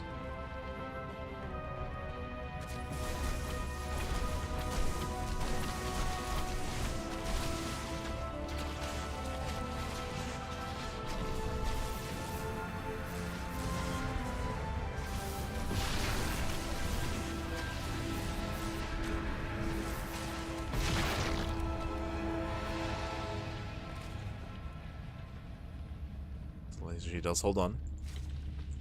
He doesn't really have any droning here at the third, so now he's droning up. Yeah, now he's droning up. Zealots push towards the goal base. Elazer's out of position. Now the queen exposed. Flash transfuse. The queen is barely being kept alive. I spoke too soon as the queen still goes down. Getting 1, getting 2, getting all 3 queens. Yeah, queen count once again. How many queens have gone down this game? 9! 9 queen kills. There's 2 queens left. 2 queens remaining. MaNa pulls away. I think Elazer just need to target the Oracles. I do somewhat agree with that. If you remember, it wasn't just the Queens that was struggling to deal with the Oracle as they were attack moving the Zealot, but also the Lings were a little bit unfocused, right? Like the Lings that were like poking back and forth between the main, between the natural. If he had centralized everything and all of his attention to the natural, then the Lings could have protected the Queens from the Zealot, could have cleaned up the shield battery. Like there's definitely Definitely a way where the engagement could have been a little bit more focused there from Elazer. But here, Elazer, I would still say, is in a decent position. I say that he's running out of minerals. Like, the gold base, he's running out of resources here. Like, I was giving credit to the gold for Elazer maintaining a lead, but it's about to mine out. He's now going to be stuck on 2 bases. MaNa taking his own third. Elazer still has a supply lead, but remember, the soup does lie. It's inflated because of the roaches. I mean, he still has a massive roach army, which he can still excel with. Mortar production has begun. Oh! Storm is ready. Oh no! High template extend. 1 high template goes down. And brutal movement there. Meanwhile, say, no, that's a kill. Meanwhile, kill auto cancel on the expansion, and MaNa, he cannot claim a third. And this is all that Elazer has to do. Just contain MaNa. If MaNa can't expand, then Elazer, even though his own economy is a little bit lackluster, it's okay. Like, he's still maintaining a lead. It's still better than MaNa. The economy, I mean. That's all that matters. Just to make sure that MaNa cannot expand. And so far, he's pulling it off.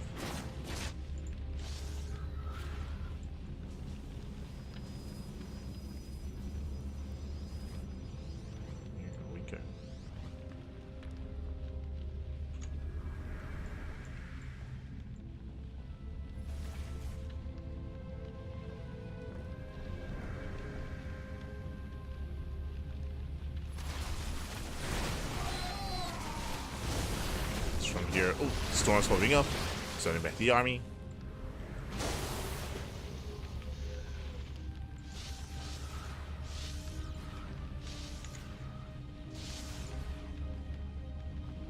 MaNa again is trying to stabilize, trying to get a third base up and running. At the same time, Elazer droning up, saturating his expansions.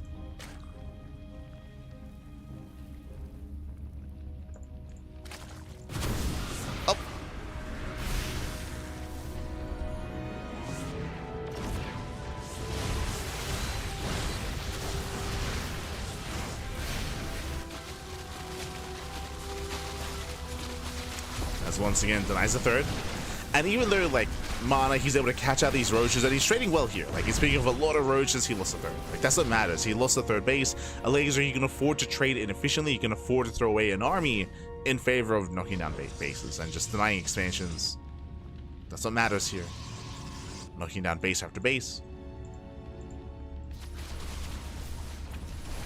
Still, of course, has to respect the main army, as that's a lot of storms.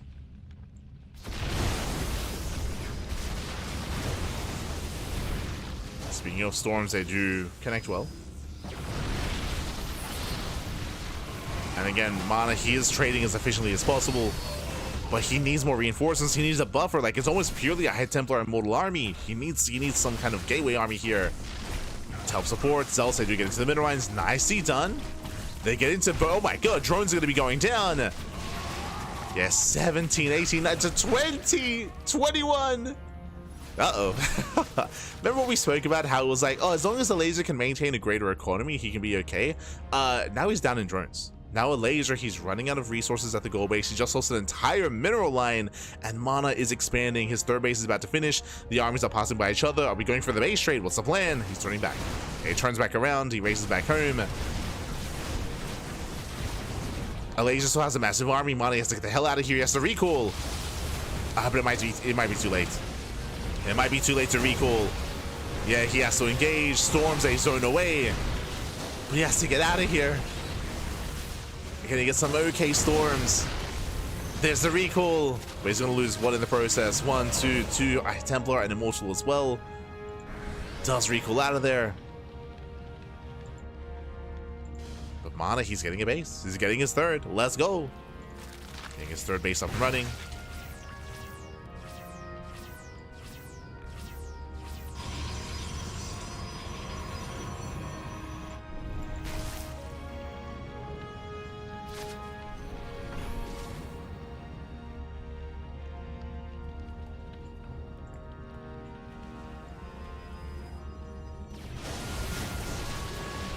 Storms are looking solid. Yeah, nice storms on the Hydras. Storms are popping up. Elazer down to 1 patch of the gold. He lost the expansion, bear that in mind. So Elazer, he's stuck on a 2 base economy. On a 1 base, the main is almost mined out as well. He's stuck on 1 base. No shot. MaNa, the comeback. Is the comeback real?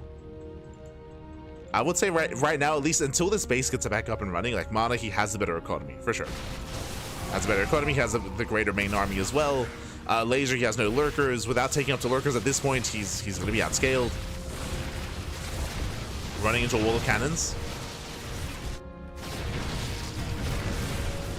Oof. Storms, they graze the army more than anything. Make use of the healing pad. Let's go, just he can tank the storms. He just tops up. The healing pad is crazy. I would say he tanked like 3 storms there and able to heal everything back up. 3-4 storms. So you could argue some wasted storms there by MaNa. MaNa, he has to back up, has to retreat. There's that lurker den. Now Elazer's taking up.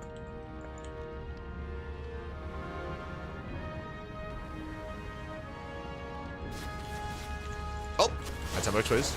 Gets 1. Gets 1 Templar.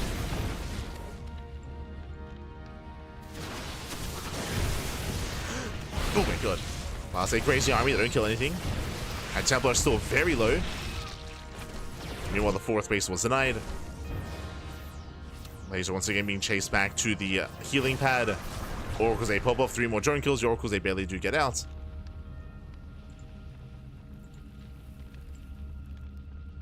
And MaNa, he's popping off. He's crazy. The army's coming in from behind though. MaNa, he does spot this. He does spot it. Ooh, Prism goes down. No more reinforcements.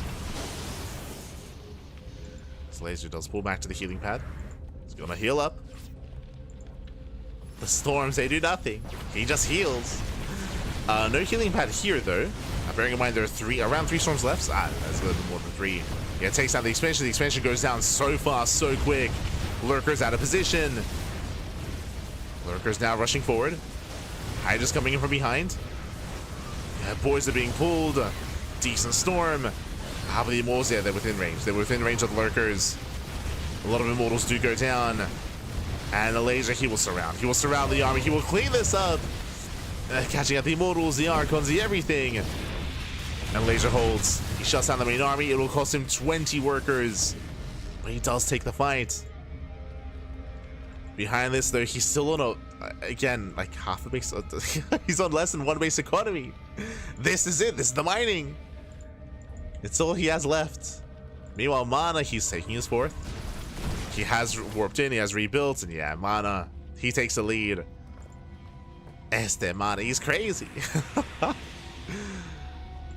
MaNa, he's in the driver's seat. He has the greater main army. He's got 6 High Templar, 2 Immortals. Lurkers, they're back home. Yeah, the Lurkers are back home. MaNa, he doesn't scout the gold. Okay. Doesn't scout the gold base. No, the lurkers! He's catching them out! You know, like this. They're exposed. Gets 1. Gets 2. There's 3 lurkers left. Losing everything. Losing everything. That was the backbone of the army. Without lurkers, there's no defense. There's nothing here for Elazer. The Hydras, they mean nothing. They do nothing. Zelse charge in. GG gets called, and MaNa ties up the series 1-1. We are going to the ace match. Whew. GG. Oh my god. GG, well played. A crazy comeback here out of MaNa. Again, Elazer, he was doing well for himself. On the one hand, sure, he wasn't able to straight up kill MaNa with his all-in, but Elazer still maintained a lead, right? He was getting a 4th base, he was droning, he was containing MaNa on 2 bases. It all changed, though, when we saw MaNa not just expand, but also harass across the map. That one moment, if you remember, was when we saw a Zealot run by. A Zealot run by kill 20 drones and the 3rd base as well. That was a crazy maneuver, that was a crazy moment, and it did allow MaNa to recover in that game. That was the beginning of the comeback. The beginning of the comeback there for MaNa was him popping off and crippling the economy of Elazer and bringing Elazer down to him, and eventually MaNa was able to surpass. Eventually MaNa, he was able to surpass the economy of Elazer. Again, Elazer, he was also late to take into lurkers, true, and unfortunately he was lacking that map vision, lacking that map awareness. He was caught out of position 1 too many times, 2, 3 too many times even. GG. Oh, GG, well played. And with that, we're getting into the ace match. And we'll see how this story ends. Again, this could go either way. This could go either way. Now, we've seen nothing but all-ins out of Elazer. Game 1, he went for a rush into lair. He went for a sub 4-minute lair, like 3:30 lair timing, into a Ling Hydra all-in on 2.5 base economy. Meanwhile, Game 2 on Torches, we did have a 2 base all-in, like 1.5. Like it was a goal base all-in, right? Like where he just rushed into the Queen Ling all-in and he raced across the map, wasn't able to kill his opponents, and we saw that MaNa was able to barely recover and claw his way back into it. This time, when do we cut workers? I would imagine we're going for another all-in. It's all that Elazer's done here, and it might be all he continues to do. As up next, we're loading into Ultralove. Ultralove is a map that is known for German taxis. Here we go. Here we go. Spawning in the bottom left-hand corner of Ultralove, we have the Polish Protoss player. We have the blue Protoss representing Team Liquid, bringing us back, forcing the ace match, and bringing us all the way to game number 3. Let's go. It is MaNa. And spawning in the top right-hand corner, we have his opponent. We have the Polish Zerg player. We have the red Zerg representing Team Liquid, down in this, or being forced into the ace match. Can he bring it back, and can he go all the way? It is MaNa. Sorry, Elazer. God. It's twice in a row now. What's happening? Oh no. Hold on. Gotta wake up. Gotta wake up. Here we go. Here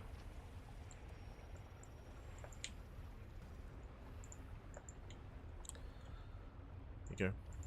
Very long throw. I would never phrase it in such a way. Like, again, like MaNa, he had the tenacity to hang in there and to have the wherewithal to recover in that game.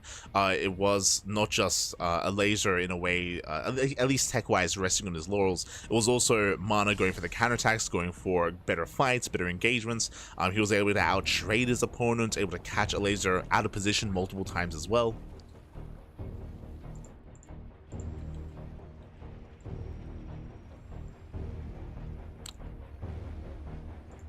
Okay.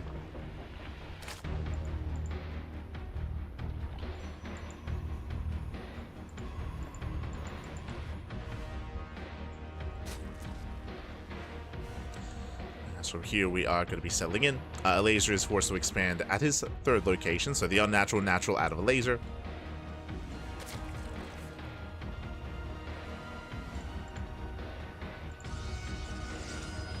And we should be going for a relatively standard early game. Now, what I mentioned before here is that is just how common German tactics are, and sometimes we don't even get the tactic, we just walk across the map. The reasoning for this is because the rush distance by ground is very short, especially with Elazer expanding towards his opponent, so now he can start to spread creep very quickly across the map towards that halfway mark and even further towards the triangular 3rd base here of MaNa. We'll see where MaNa expands, if he expands towards his opponent or away from his opponent as well, and if we do go for an all-in, if Elazer commits to an all-in, we'll see if MaNa is able to scout that ahead of time. Even if you scout, it can be quite difficult to defend here on this map. One of the reasons for that isn't just the rush distance by ground, but also this central location. This area in between your 3rd, your 4th, and your natural can be abused. Even if you throw down a wall of shield batteries at your 3rd base, your opponent can just bypass a 3rd, rotate, hit your natural instead, and just push up the ramp and commit here into your natural base. So it can be quite difficult to keep up with said rotations. But again, that's assuming that Elazer commits.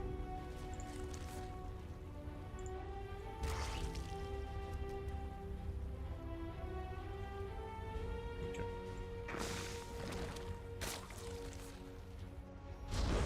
So now we're droning, we're saturating. 3rd base on the way here for MaNa.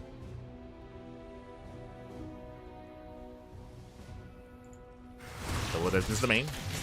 He can one-shot drones, he gets 1, he gets 2, he gets 3, up to 4. Uh-oh. That should not have happened. Brutal damage, get him to 4. Can we get it to 5? Not quite, but 4 drones, that is much more than should have occurred, so a nice start here for MaNa.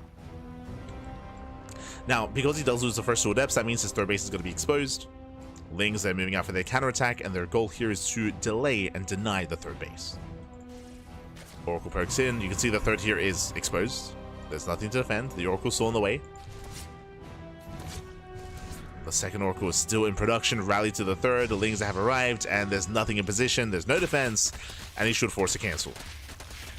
And at the same time, as he cancels the third base, lair. 4-minute lair timing here. Oh my god, there's a cancellation. And again, that's the downside of losing the first 2 Adepts, is that you do lack any defenses back at home, unless you keep your first Oracle at home instead, which didn't occur. But again, 4-minute lair here by Elazer. Now, with this fast lair timing, we can go a couple different directions with this. 4 gases. It looks like we're rushing into Hydras. If you remember what happened in Game 1 was a 2.5 base all-in with less than 3 base saturation, where we rushed into a Hydra Den into purely Ling Hydra all-in. That was on Persephone, if you recall. Off of 4 gases. So this looks like the same build. Meanwhile, nice catch on the Queen. Queen goes down, Adepts, they bust into the mineral line, but no major economic damage. I spoke too soon. 3-4 drone kills. Stage trap going up. No major connections. Lair is now done. We are expecting a Hydra Den. Yep, there it is. Yeah, same build. So again, this is a 2.5 base all-in out of Elazer. Same build that we saw in Game 1. Behind this is going to be no Eva Chambers. No Eva Chambers, no upgrades, only Hydra upgrades, I should mention, and going Ling Hydra. From here, he can go for Overlord speed and work towards Dropper Lords. You can see he's controlling this Overlord. And MaNa is getting vision in the main. Throws down the pylon. Elazer is at 57 workers, and he's cutting workers at 57. So there we go. Hydra speed is on the way, massing up a greater army. Massing on more Lings, more Hydras. Here comes the Drop Lord towards the main, and here comes the all-in. Now, MaNa, last game, in Game 1, MaNa, he failed to scout this. He failed to scout, failed to recognize what's happening. He does spot the Drop Lord, so now he has a better idea. Cannons are on the way. And a nice cleanup here of these Zerglings. Nice analogy of the Drop Lord. Drop Lord is denied. The Lings, they do hit the cannon. They get into the middle line, they get a couple of probe kills. But so far, a stronger defense here by MaNa. He shuts down the Dropper Lord, cleans up the Zerglings, rotating back around. We need shield batteries here at the third. Desperately so. Shield batteries are going to be on the way. Storm is in production. And here comes Elazer. Again, he hasn't made a drone in quite some time. He's been at 57 for the past couple of minutes. Overlord speed is on the way. Those are for the Drop Lords, of course. Here comes the all-in.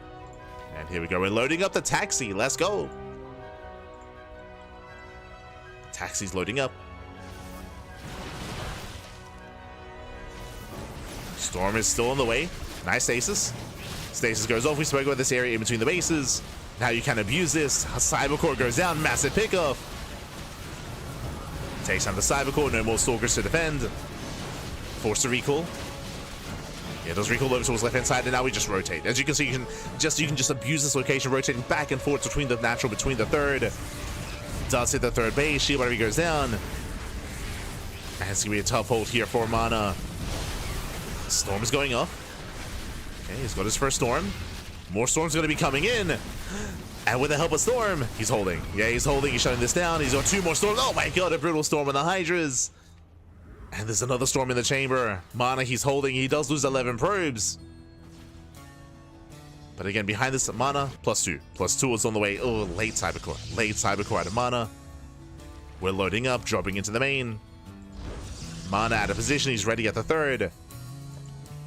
And now he spots this. He's racing on over. At least trying to... How much damage is going to be done?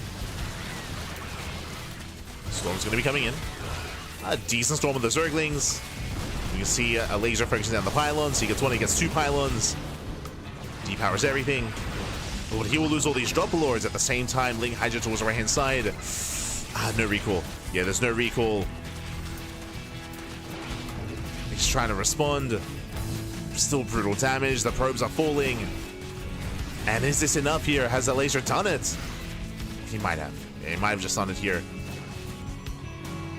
7 worker kills, takes down the cannons, the shield batteries, the pylons. Both players are supply blocked. Let's go.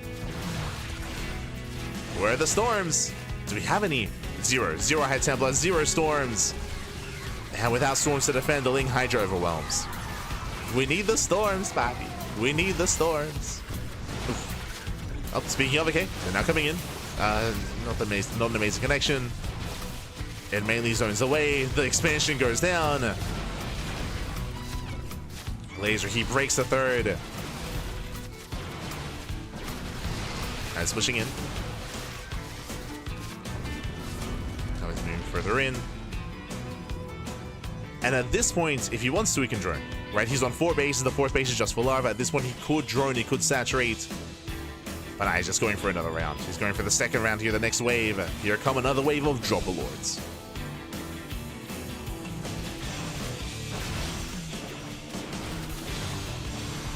Now, there is a chance. There's a world where if he runs his like head first into storms, then MaNa could try to hold on. It's possible. A brutal surround. Takes down one of the High Templar. There's 2 Templar left. Down to 2 Templar.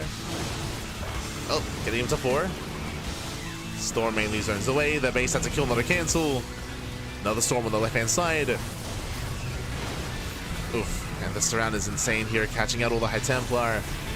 Pushing further in. Yeah, MaNa, he's being broken. He's being broken here. And again, like, there's a reason why we see a lot of all-ins on Ultra Love. Like, they are hard to defend. As you mentioned, like, if you try to set up a defense on one base, you can just rotate to the other. Dropper Lords allow Elazer to rotate even further, even into the main, as he's dropping into the main base once again. MaNa just could not keep up with the rotations. It was close, it was clutch.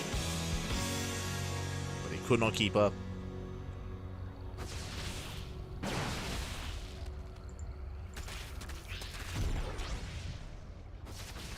As MaNa's now dropping into the main.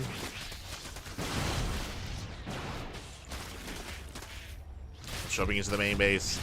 Once again. Sorry, did I say MaNa dropping? Elazer dropping into... You know who I mean.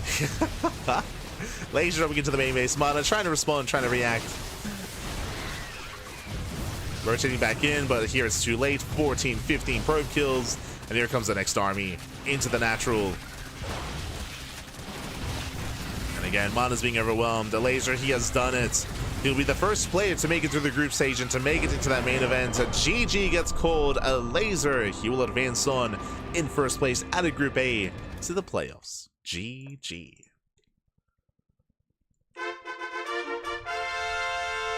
GG, well played. Elazer, he will claim the series. He will take it. A shout out to MaNa, as he did hold his own, at least for a time. He was able to make a series out of this. But again, Elazer, non-stop all-ins. All-in in Game 1, Game 2, and Game 3. Some of these maps did favor all-ins more than others, like Ultra Love, like Torches as well. And we saw that MaNa was able to at least persevere in some of these games. And even here in Game 3, like, I want to say that MaNa, he had a decent start. He caught the Dropper Lord, he cleaned up the Zerglings, but his third was delayed. His Cybercore was sniped really early on. He took him a long time to rebuild the Cybercore to get back into Stalker production. It was a tough hold there for MaNa. GG. GG, well played with that. Congratulations, Elazer. He will make it through. And we are now getting ready for the first elimination match. Oh boy. So Elazer, he'll make it through into the playoffs. Meanwhile, MaNa will have another chance as he gets knocked down to the decider match.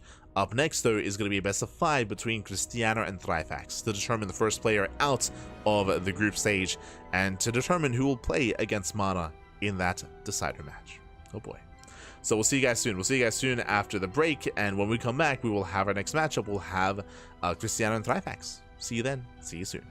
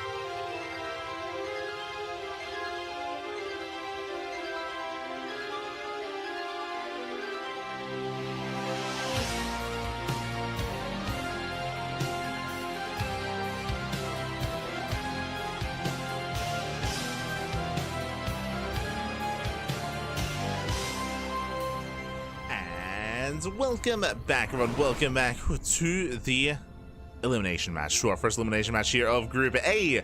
We're here to determine the first player to be eliminated from the group stage, and also the first player to make it through into the, I should say the second player to make it through into the title match to face off against MaNa. Here we go. We're spawning in the bottom left-hand corner of ley lines. We have our Polish Protoss player. We have the blue Protoss representing Offside Esports.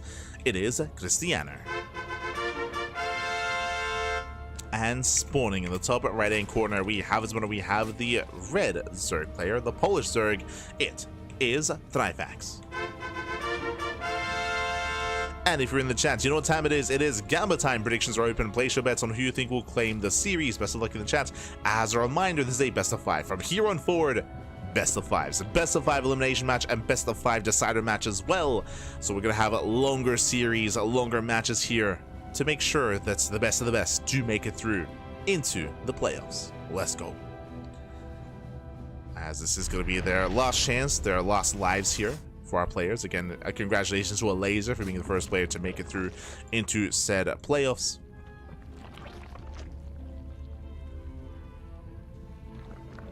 As Krystianer does come in for the scouts. Again, it's going to be Hatch Gas Pool, standard opener out of Trifax. And Krystianer just going for the gate expand. Calming down.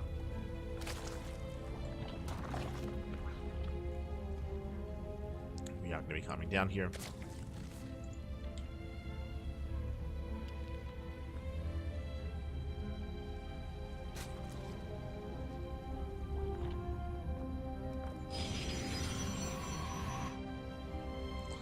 And from here, Krystianer, he does have a unique, I would say a bit of a more unique playstyle here when it comes to PvZ. He's very mid-game oriented. He has embraced that Archon drop style in the mass Archon Immortal style for quite some time.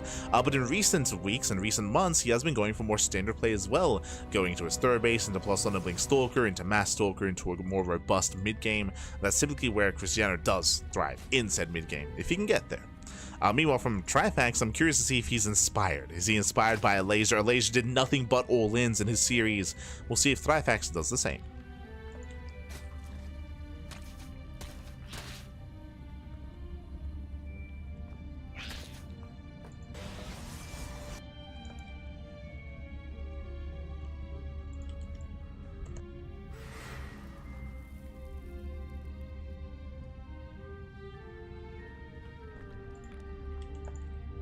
As this is going to be the initial Stargate open out to Krystianer. Likewise, Trifax setting up back at home. Has got Spool, third base. He's droning up from here. He is saturating.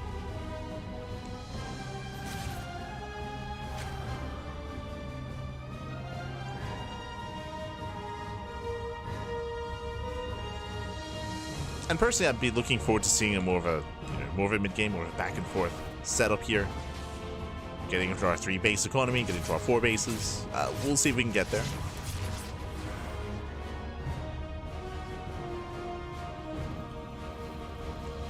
Oh, as that's going to be an early Twilight Council. That is a Twilight Council before expansion. Okay, now if this was any other player, I would say Glaive Adepts. For gate. This screams Glaive Adepts actually from the side of Krystianer. But I do know that he at times can be one to try to go into a Templar Archives into Archon. But if that was the case, we'd see a Robo. True. Like there'd be a Robo here if it was going to be Archon play. So there should be Glaives. As he is going for a very delayed expansion. Nexus is now going to be on the way. Yep, there we go. Glaive Adepts. Now, what I will say is that this third base is very late, so I don't think this was hidden quite well. I would say that Trifax, if he's aware of his timings, he should recognize that something is wrong. That yes, there's an Oracle, it's a Stargate opener, but the third base is very delayed, and something is a little bit off about that, considering that he didn't delay the third base himself. Now he pokes in, he gets eyes on the third. Does notice its timing. Going for his own Roach Warren. Okay, so he's going to have safety Roaches to defend. He's got a couple of Lings on the way, taking up into a lair. He's droning. Yeah, from here he's droning, he's saturating. Trifax, he is currently none the wiser, and so far he's just saturating on 3 bases. We have the first wave of Adepts. Again, these are just 5 Adepts. This is standard. Like, this is no big surprise. Adepts are moving in. They threaten the shade. And they trade well. They get a drone. They trade all against the Zerglings. They head into the mineral line. And behind this, Krystianer should be banking adepts. So he shades away. Speaking of, we're still waiting there. We go, the adepts are now warping in. We're just warping in straight here at the third. We're not hiding anything. Okay, now it's go time. And if Trifax makes no roaches, then the game can just end. Speaking of, stays trapped in the natural. Roach Warren is done. Trifax is joining. He doesn't know. Trifax doesn't know. He's not aware. Adepts, they have arrived. And Krystianer, he's here to end the game. He's here to end it. We have mass adept shading in. Now we respond with roaches, but these are so late. Yeah, delayed roach production. Adepts, they bust into the natural. Drone's going to be going down. Oh, God, brutal damage. Getting up to 10, getting up to 13 workers. Shades into the main base, catching out even more, and this is a critical damage. This is game-ending damage. 29-30 drone kills. And unfortunately, Trifax, again, he was just not aware of what was happening. He didn't rescout into the main base. He didn't reconfirm what was going on. Didn't check with his lings either at the third. And with that, he got caught droning. He got caught droning. He got caught what? The pants were down. Ah, the pants were down. Ah. Oh, no. As Zerglings are overwhelming. So Zerglings or Adepts are overwhelming. It says 4 AM. But GG gets called. That's going to be 10 more. That's going to be 40 drone kills. And Krystianer will take game number 1. GG. GG, well played. Again, a solid solid execution there from Krystianer. I will say that, again, I do feel like it was the third base was a little bit later, so it was a little bit more obvious that something a little bit off was on when it comes to Krystianer's build. Unfortunately, we saw that Trifax never went for a rescout into the main with an Overlord to confirm, or he never checked with his Zerglings what was being reinforced across the map. That would have told him to make roaches. That would have told him to wall off on 2 bases as well. Like, there would have been signs there to react a little bit harder and faster to what was happening. Unfortunately, Trifax, he had no scouting across the map. He had no Overlords or Zerglings to confirm what was happening, so he was playing blind. He was playing blind.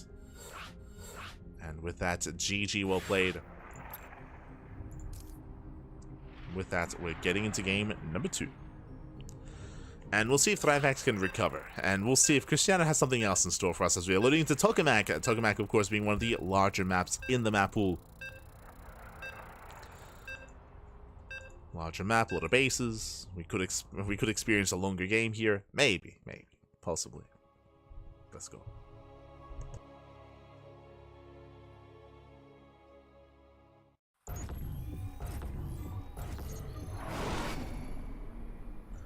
As spawning in the top right-hand corner, here of Tokamak, we have the Polish Zerg player down in the series. We'll see if he can bounce back. We'll see if he can recover and make a series out of this.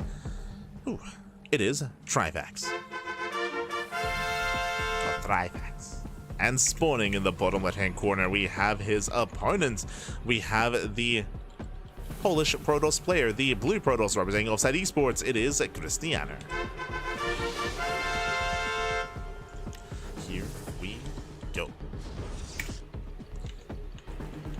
And again, as a reminder for greater context here, the winner of this series will advance on to face off against MaNa for that final chance to make it through into the playoffs. What's it gonna be?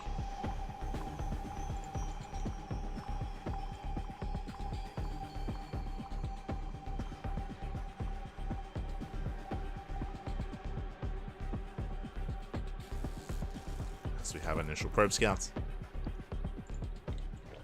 Hatchery is already in place. Again, it's going to be a standard hatch gas pool opener out of Trifax.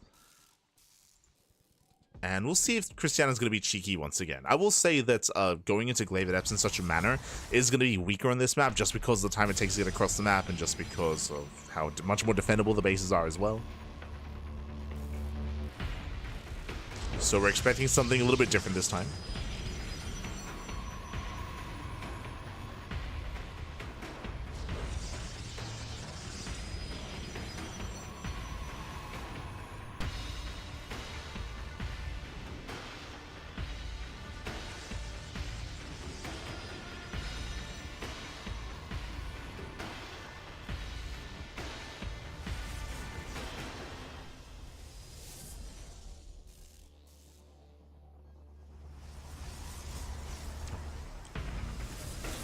Go. So far we have our initial setup, our initial opener. And nothing too crazy. We do see Trifax, he pulls out of gas, so he's not rushing into an early lair, not rushing into early tech. And we have our initial Stargate out of Krystianer. Interesting location. That's what I will say. Oh, true. Sorry, my apologies. I didn't even take note of the initial opener. The high ground wall off with the low ground Stargate. That's not standard at all. I do apologize. I was just no. I was too busy hydrating. Ay. Didn't notice the craziness that was happening here. Now, this tells me that the natural's more exposed, and that means that Trifax could be more aggressive here to try to punish this wall, to try to punish the tech as well. Even if we had a wall set up, I mean, the Stargate's exposed. I feel like Trifax should attempt to punish. But for now, he has no gas income. The Oracle's on the way.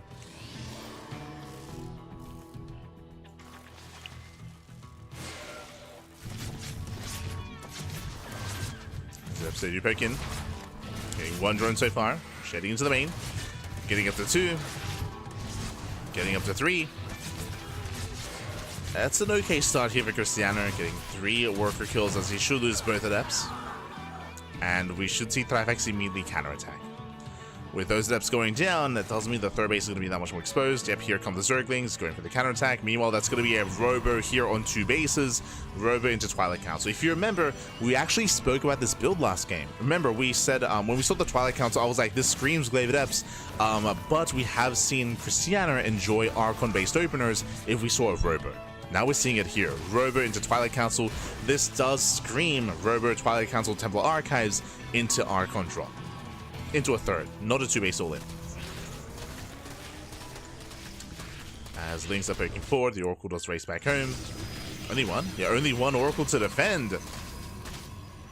Oof. Yeah, shaky defense here from Krystianer. Twilight Council is done. Again, we're expecting a Temple Archives. Yeah, there it is. Temple Archives on the way. As I mentioned, Archon drop. This is an Archon drop based opener. And from here, Krystianer should be expanding. It's going to be Archons into Charge, into Immortals, into a robust ground army. This is a style that the Polish Protosses are known for. I'm referring to Krystianer, MaNa as well. Geralt, Rodzin, some of the others, they messed around with it a little bit. But it's a build that did permeate throughout the European region. I want to say like maybe a year ago. Maybe like start of the year. It's quite trendy.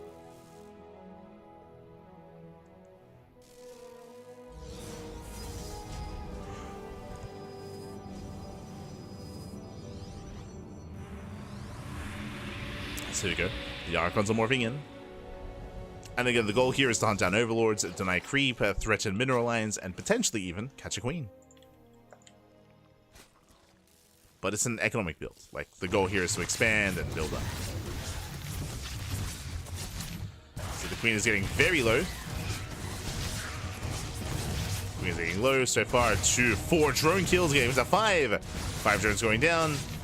Ooh, a queen as well. Prism takes a lot of hits, but the Prism will get away. And Krystianer gets out. Oh! Does get out, does pull away. Despite that, though, still 7 drone kills. Nice damage.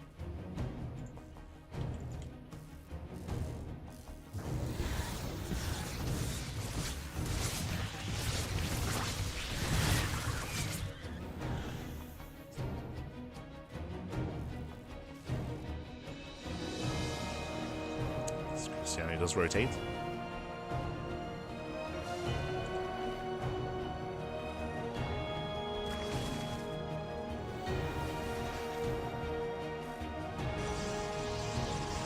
Does rotate over, gets eyes on the 4th. Shouldn't force a cancel as roaches are on the way. It's going to be close though. Uh-oh. It's going to be close. One more volley. Oh my, that's a kill. No, that's a kill, not a cancel. Prism gets out. Stations trap into the mineral line. Trifax, late to react as well. Ay. And Krystianer just having his way with Trifax, and behind this, he's getting ready for his push. We spoke about it, right? This build is designed to get into 3-base saturation, into Immortals, into Archons. Does he have Storm? No Storm. Okay, no Storm. Just charged out Archon Immortal. Now here comes a death ball of an army. Here comes the main push. And this may just kill. This may straight up just kill his opponent. It's just been a really rough game here for Trifax. The Queens are caught out. Yeah, we got the slow lots coming in. Again, you don't need charge. No, when you have an army like this, the charge is about to finish.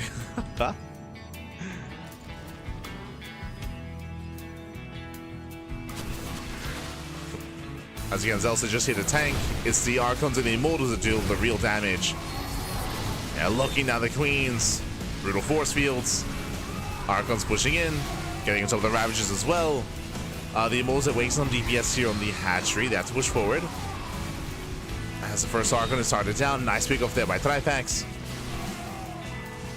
Again, Krystianer is bringing everything together. He's spreading himself a little bit thin. But there we go. Does consolidate. And with that, he does lock down the main army. Catching out all these roaches. More Warpins coming in.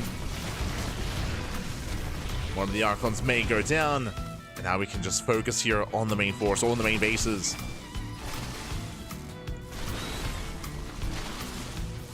As we mentioned, Krystianer did spread himself a little bit too thin, but overall he should still have enough. Yeah, the controller's there, the Warpins are there, gets into the mineral line, and chases down the roaches. They get turned away. More Archons reinforcing. Oh, sentries are exposed. So a little bit of a messy execution here from Krystianer for sure. He's bidding out some key units. But overall, like, it doesn't matter. Overall, he's got plenty to work with. It's fine. It's perfectly fine. Takes out the Roach Warren. Roaches are coming for the surround. That's what the Archons are for. Boys are being pulled into Archons as well. And Brutal and GG gets called. Krystianer, he will overwhelm, and Krystianer, he takes game number 2. Extending his lead, and he is now 1 game away from claiming the series. GG. Wanamass, 1 more game is all he needs, and we'll see what Krystianer goes for in game 3. Game 1, he went into Glaive Adepts. Game 2, went for the Archon drop into the 3-base push. Game 3, what's it gonna be? What's it gonna be? Do we see a standard game out of Krystianer, or do we see something a little bit different? So jumping into game number 3. Oh boy.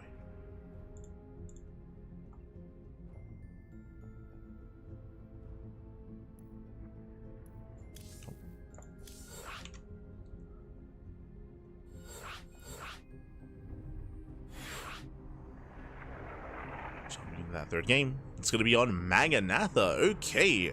One of the larger maps in the map pool.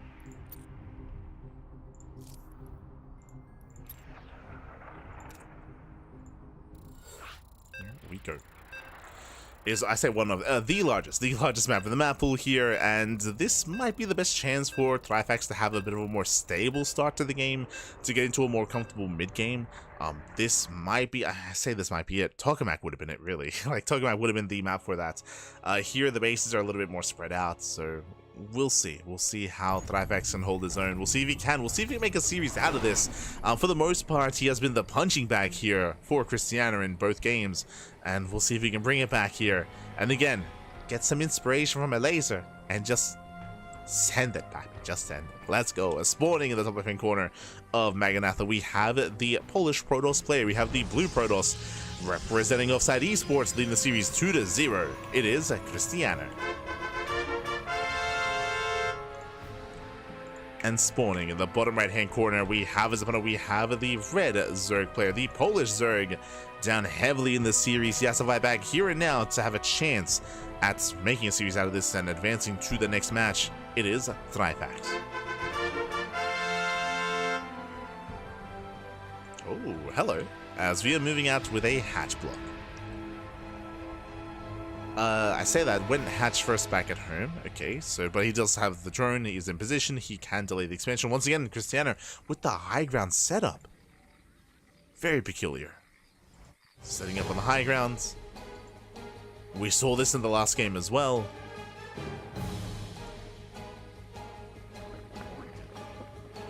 Herb Scout does confirm the hatchery. Again, Krystianer is terrified about like a 12 pool or something. Hatch block has been thrown down, and Krystianer, his build is going to be delayed. A delayed build here by Krystianer. Going to be an inefficient start. It's going for a 2-gate response. So 2 gateway Cybercore as well. And Trifax is going a hatchery pool into delayed gases. So later gas here from Trifax. Trifax will have the option here to finish the hatchery. He will have that option if he wants to delay even further. Personally, I prefer if he cancelled. Just so we can afford queens and build up back at home, but we'll see. We'll see how hard he commits. As the pool is still not yet done. And again, the hatchery should be cancelled. Especially with this much damage being dealt, for sure. Second Zelda has arrived, adepts are amassing as well. And this is the dangerous thing about going for a hatch block like this is you're forcing out a response. You're forcing out Zelda, you're forcing out adepts, you're forcing out an army. Ooh, and he lets it finish. Okay. Does let it complete. That's going to be quite a hefty loss there for Trifax. He's making a couple of Zerglings, and ideally that delays a little bit, but it's only 2 things. Not too fond of this. I mean, sure, it delays the base even further. But here comes Krystianer. He's pushing. And this doesn't look like a lot, but considering the game state, I mean, Trifax, he has nothing to defend. He has queens. I should say 2 queens. He has 2 queens to hold on. He has no Zerglings yet. There we go. 6 Zerglings are on the way, and he needs these Zerglings. Otherwise, the Adepts, they can just shade past the queens and bust into the mineral lines.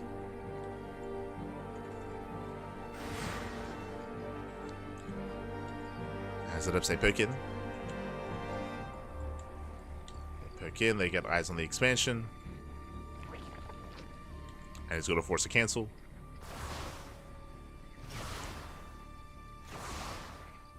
Okay, there's no saving this. The base is going to be denied. Ooh, there's a cancel. Now we have 2 more reinforcing, two more reinforcing adepts. There are 10 Zerglings to defend. Remember, there's no link speed. They're getting to the mineral line. One drone goes down. Oh, catches a queen. Oh, good. Yeah, queen falls. Lings, they try to engage. Adepts, they trade well.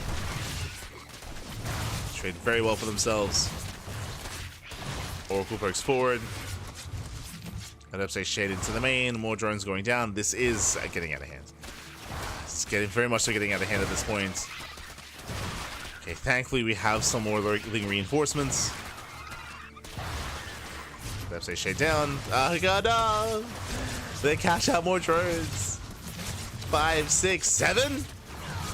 7. He gets it. 7 drones. 7 drone kills. The Oracle checks for a 3rd base. There's still no 3rd.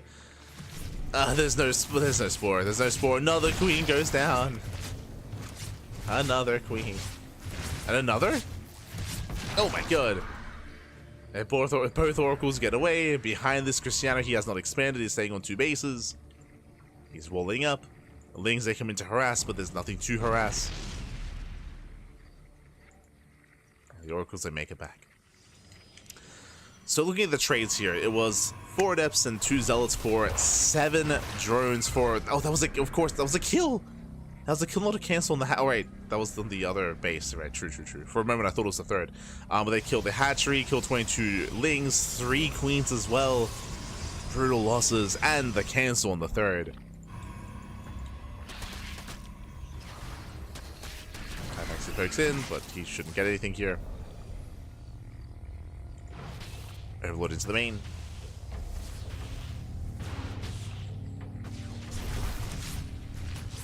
Oracle gets 1 more drone. And Trifax is in a worse position. He's down economically. He's now teching. It's going to be a late lair. I mean, the game itself is just a little bit wonky just because of the early game. So the lair is late, but also the blink is delayed as well. There's no forge, no +1. So it's an awkward game state. But Trifax, his supply block. Does he have any Zerglings? He has 4. Oh no, he has 4 Zerglings. He's got 8 more on the way. Adepts are moving in. There's not much to deal with the Adepts. No saturation at the third base. He could have committed, actually. But he will play a little bit more reserved. As Oracles, they pick up some gas mining workers.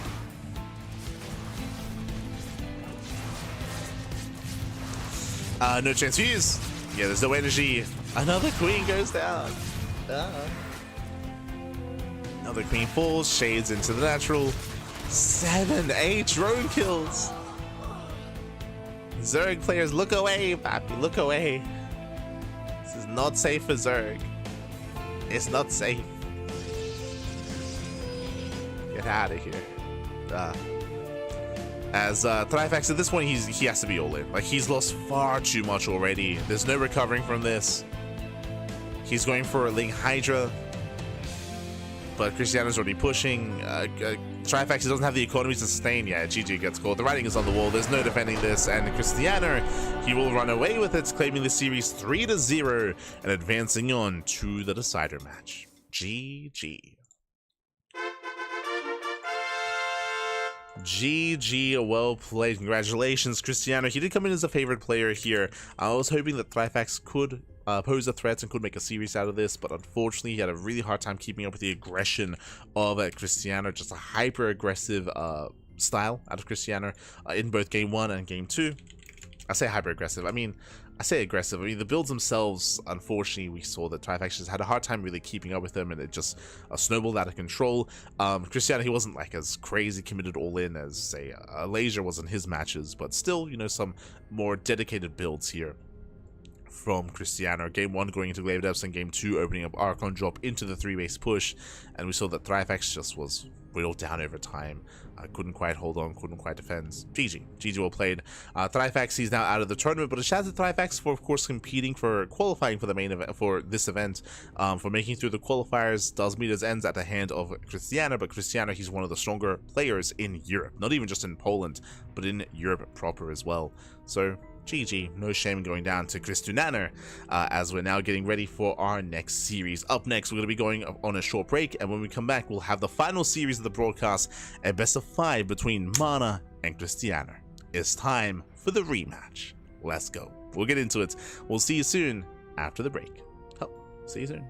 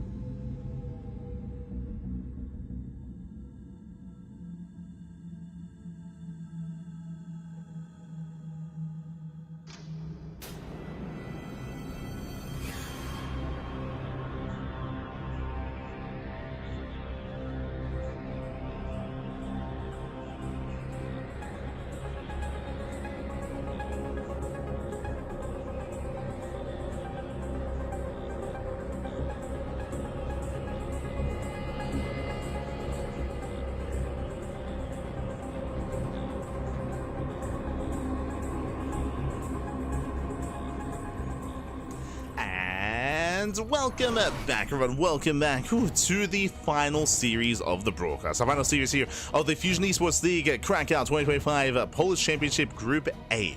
We already had Elazer. He made it through the group in first place. Now we're here to determine the final player to advance on into the playoffs. It's going to be one Protoss, but which Protoss? As spawning in the bottom hand corner here of Leylands, we have the Polish Protoss player. We have the blue Protoss representing Team Liquid. It is MaNa.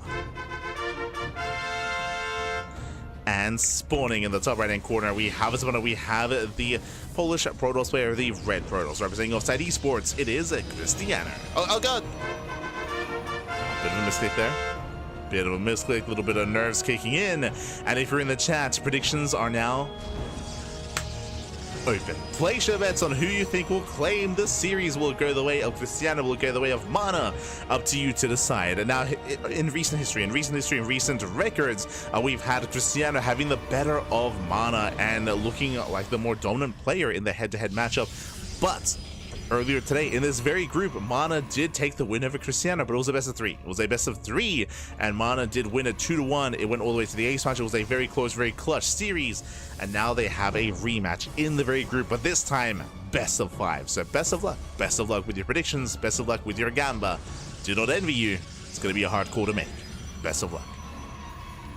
Best of luck.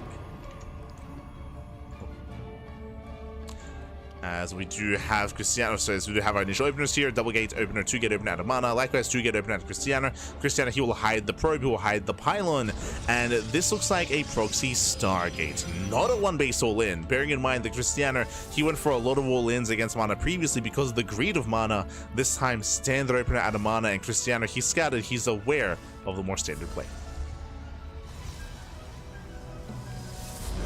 And there it is, Proxy Stargate. Now, a Proxy Stargate build is not an all-in. This is designed to get economic damage. This is not designed to kill. So we do see that MaNa, he's aware. As in, he's aware that the pylon is missing. He knows that there's a proxy somewhere, and he's checking for a proxy robo. I don't blame him. Remember, he won a games almost purely proxy robo against Krystianer in their last series, so he's searching for the all-in, but he will still expand. He does not falter. So nice setup. Probe goes down. As MaNa does open up Stalker Sentry, still searching for the pylon, still trying to get a read on what's happening. He's checking out the right hand side as well, checking the more common proxy locations. Still searching for the proxy. Still searching for the all-in. Meanwhile, Krystianer going for a later expansion, double adept here across the map. Meanwhile, MaNa, he does scouts, he does confirm, he does get eyes on the Stargate. Oracle's on the way towards the main base, but the army's in position. Shield battery's on the way as well. So far, solid reaction here out of MaNa. Adept take shade in. Yeah, the wall is open. Oh, no, the wall is not open. Ooh, clutch moves out of MaNa. He fully walls up just in time. Does wall up in time.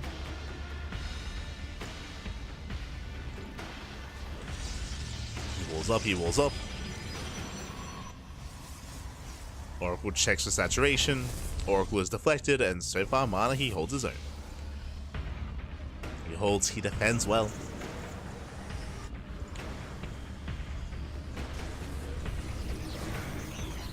Adepts didn't quite commit. Behind this, Twilight Council here out of Krystianer, working towards Blink.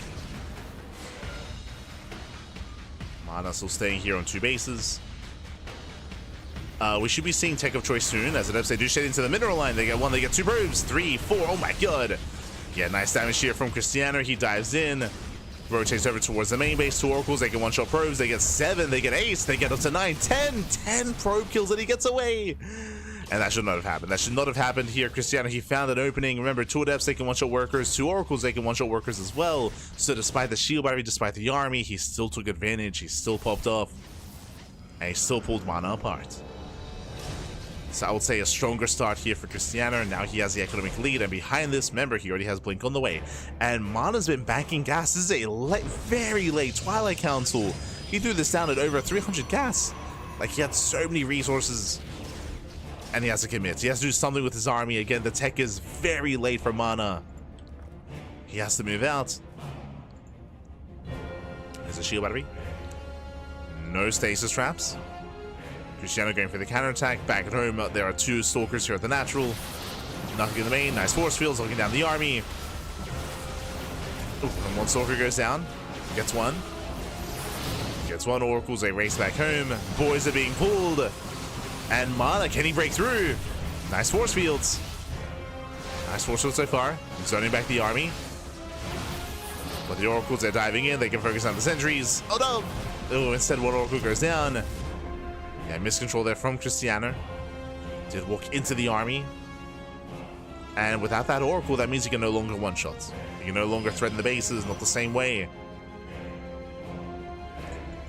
And MaNa, he's clawing his way back into this. He's getting back into this game. Still down in economy, still down in workers. But he's catching up with Blink. He's going for his own robo. And looking to claim his third.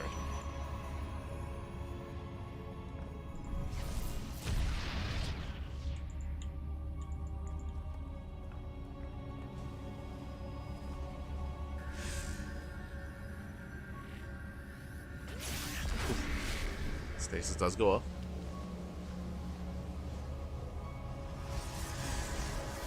You know, another Stasis does not go off here in the main, thankfully. Still some economic damage, nothing too major. As Krystianer does recall back home.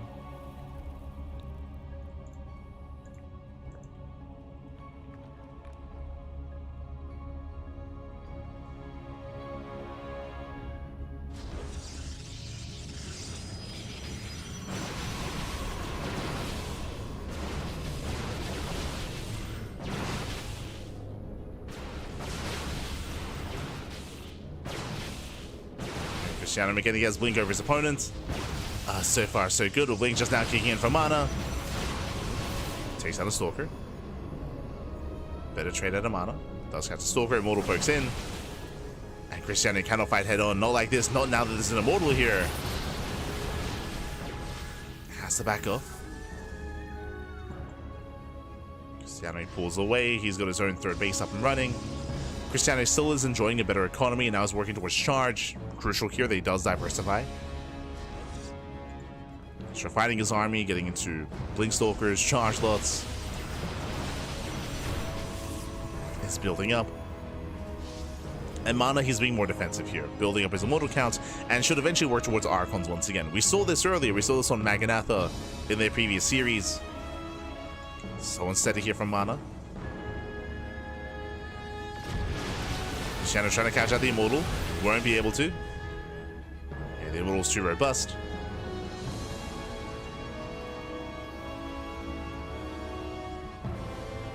Let's say shade across the map. Getting to the mineral line. 1 or 2 worker kills.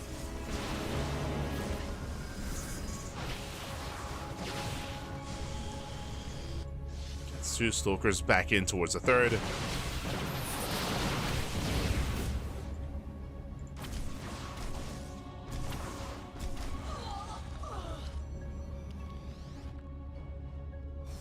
Falling back.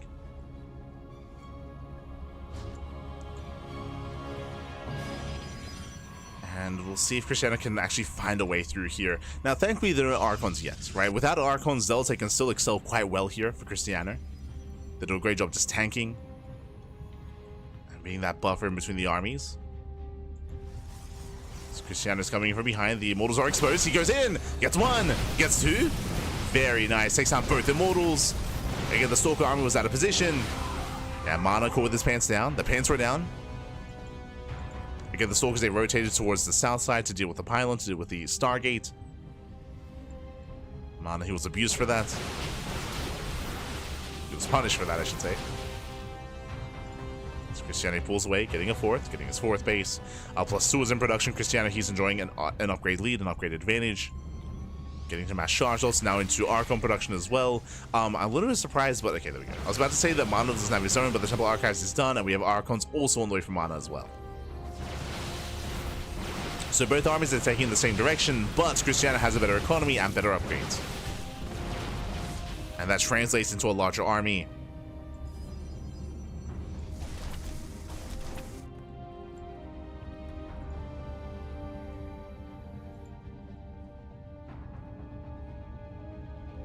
As Krystianer, he backs off. He does spot all those zealots.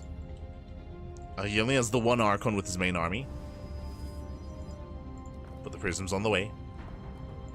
There we go. Second Archon does reinforce. Krystianer going for the fourth. He will get it. One more volley. It's a cancel. Cancel the fourth base. Warping in another round of Archons. And once again, just going for the expansion. Dives on the main army as well. And Krystianer, he will overwhelm. He's just overwhelming. Just as a massive force to work with. GG gets called, and Krystianer, he takes game number 1. GG. A very intense game 1 here. Again, we saw that MaNa, he was able to scout, able to recognize what Krystianer was going for in the early game, going for the proxy Stargate. Despite that, Krystianer, he waited for the second Oracle, he waited for the Adepts, and he still got 10 drone kills. 10 probes went down, brutal damage. He kept both Oracles alive as well, and we saw from there Krystianer able to take an economic lead. Also, the tech was late from MaNa. We were pointing it out. He had a late Twilight Council, he had a late Robo. So later tech, and we saw that Krystianer, he was able to take advantage of that. I will still say that the game was pretty close and pretty even, and pretty close between the two players, up until we saw Krystianer outpositioning MaNa and catching up both Immortals. Right? He was able to catch both Immortals, was able to snipe them both and knock them both down, and we saw that from there, MaNa, he no longer had that backbone to his army. That was his advantage. He was down in upgrades, but he had 3 Immortals. Then he got knocked down to 1. Got knocked down to 1 instead. GG. GG well played with that. Krystianer, he did overwhelm. Also, faster 4th base, better economy. And with that, we're getting to game number 2. And spawning in the bottom left-hand corner of Tokamak, we have the Polish Protoss player. We have the Blue Protoss representing Team Liquid down in the series, but we'll see if we can bounce back. Remember, it's a best of 5. Best of 5. Plenty of games ahead of us. Plenty more games to come. It is MaNa.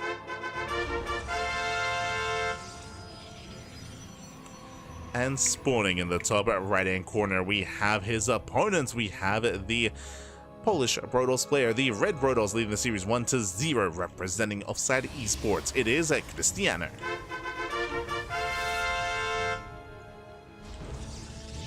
Go. And welcome one all to Tokamak. Tokamak is one of the larger maps in the map pool, and if we were to see MaNa go for a Gate Expand and a Gate Cyber Expand, this would be the map for it. So my eyes are on MaNa. We did see Krystianer attempt to go for the 1 base all-in on this map in the last series. He went for the proxy here in the center, but he got scattered early. He got scattered very early on, and MaNa was able to shut him down. MaNa, he was able to kill the pylon as well, able to delay the Robo and delay the Immortal. And there it is, 2 gate opener out of Krystianer, Gate Cyber Expand out of MaNa. Now, question becomes, if Krystianer goes for the 1 base all-in and goes for the proxy as a response, where does he throw down the proxy, and will he be able to keep it hidden? Yeah, he confirms. There we go. He confirms the Cyber Core. He's now 100% aware of what's happening. And my eyes are on this probe. Where do we throw down the proxy? I mean, there are so many obvious locations. This is an obvious location. Here outside of the third, or sorry, outside the gold, goes further back. Okay, so this is less obvious. When it comes to the obvious proxy locations, here at the 3rd location, or at the other 3rd location, in between the bases in the center of the map, here towards the left-hand side, or here towards the right at the gold location. These are some of the more common locations. Further out means that the proxy is going to be a little bit more delayed, but less likely to be scouted. Checking MaNa's vision, he knows. Like, he sees there's no pylon, he knows that there's a proxy somewhere. MaNa is going for the Gate Cyber Expand. Like, this is a very greedy build out of MaNa, but we'll see if he can scout. Ooh, is he checking? Yeah, he's checking the more common locations. Don't blame him. So he checks the gold, and now he's checking the center. Now from here, he should be going further in. Yep, there we go, checking the low ground. This is the location that Krystianer did proxy last time. And so far, MaNa, he hasn't found anything. He's checking on the left-hand side as well. Moving up with a hallucination. He's got a probe. Sorry, he's got 2 probes, a zealot, and a hallucination, checking for proxies. And he hasn't found it yet. So far, this location's paying off. And what's important here, even though MaNa knows that there's a proxy, he doesn't know how committed it is. He doesn't know how dedicated it is. Now he scouts, he checks, no expansion. Yeah, there's no base, so he knows there's an all-in. And unlike last time, he doesn't kill the pylon. Last time, because he saw the pylon so quickly, he was able to focus it down, and he was able to delay the Robo. And delay production. But not this time. Meanwhile, 3-gate response, shield battery at the natural, shield battery in the main. And Krystianer, he's setting up. The Immortal has arrived. Now, this early on, in a head-on fight, Krystianer has a stronger force, but here in the force fields. Yeah, force fields, they lock down one Adept. Yeah, Adept is going to be targeted. Adept does fall. Nice pickup. We need that Prism. Prism is on the way. And with the help of that War Prism, the force field is going to be less effective.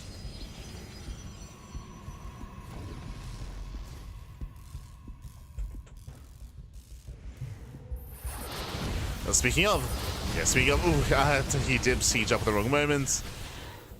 Warping is denied. That does waste resources. Every resource counts here. Mineral and gas. It's Krystianer, he's supply blocked. Has to make a pylon. We have more shield barriers on the way. Remember, the longer this goes on, the better it is for MaNa. And this is looking a little bit bleak here for Krystianer. He's got to send it soon. Second Immortal has arrived. But a very nice concave here from MaNa. Very nice setup. More shield batteries. Krystianer, does force field the ramp actually. Okay. Does force field. Going for the shield battery. Going for another sentry. Main army does pull away. And where's the force field? Does force field in time. And going for the pylon, going for the kill. And completely just catching MaNa completely out of position. Where's the recall? No recall into the main, not enough energy. The Robo's under fire, and just like that, Krystianer, he goes for the kill. Does force field once again. He does juggle back. Robo's under fire. He can snipe the Robo, he can snipe the Cybergore, he can snipe everything. MaNa was holding well. He was holding very nicely. Until that one moment, until that one force field. And again, unfortunately, just no recall. There was no energy for a recall, so he couldn't recall over. GG gets called, and Krystianer, he pulls off the one base all in, and he will take a 2-0 lead. GG. Crazy. Crazy game here. Again, things are looking bleak. Like, we saw a really nice concave, really nice setup of shield batteries. There were like 4 shield batteries on the low ground. The Mass Sentry, the Mass Stalker. But alas, we saw that there was an opening. I was concerned that it was some miscontrol by Krystianer, not gonna lie. What I mean by that, when I saw the sentry on its own moving forward, I was like, oh, is it like hockey to the prism? Like, is it, are we just gonna throw away a sentry? No, it was for the force field instead. Cheeky move, force fielding the ramp, busting in. And it's just out positioning MaNa. GG. GG well played. Takes over the main. Takes the game. And now we're getting into Maganatha.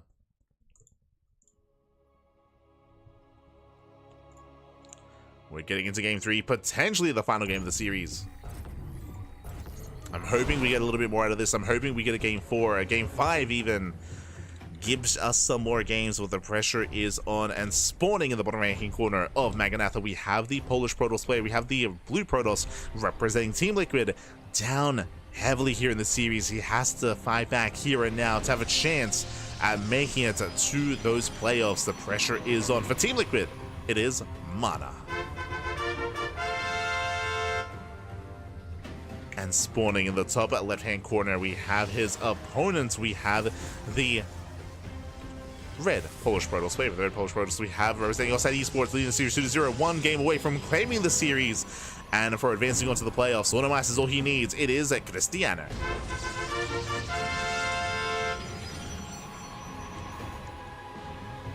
Go. Whew. Hi. As probes are moving out. That's cool. Probes are moving out across the map as we speak. MaNa coming into Maganatha, I'm sure is tempted to go for the same build. Gate, Cyber Expand. Do you see what I see? 2-gate opener out of Krystianer, 1 gate out of MaNa. Same build. He's going for the same build, and just like last game, Krystianer is going to be tempted to respond with an all-in. Yeah, he sees 1 gateway. Now here comes the Cybercore. Probe pulls away. Does Krystianer commit to the all-in? And once again, the question becomes, if he goes to the proxy, is it going to be found? Does it get found? As you can see, MaNa is chasing that probe. Oh, good.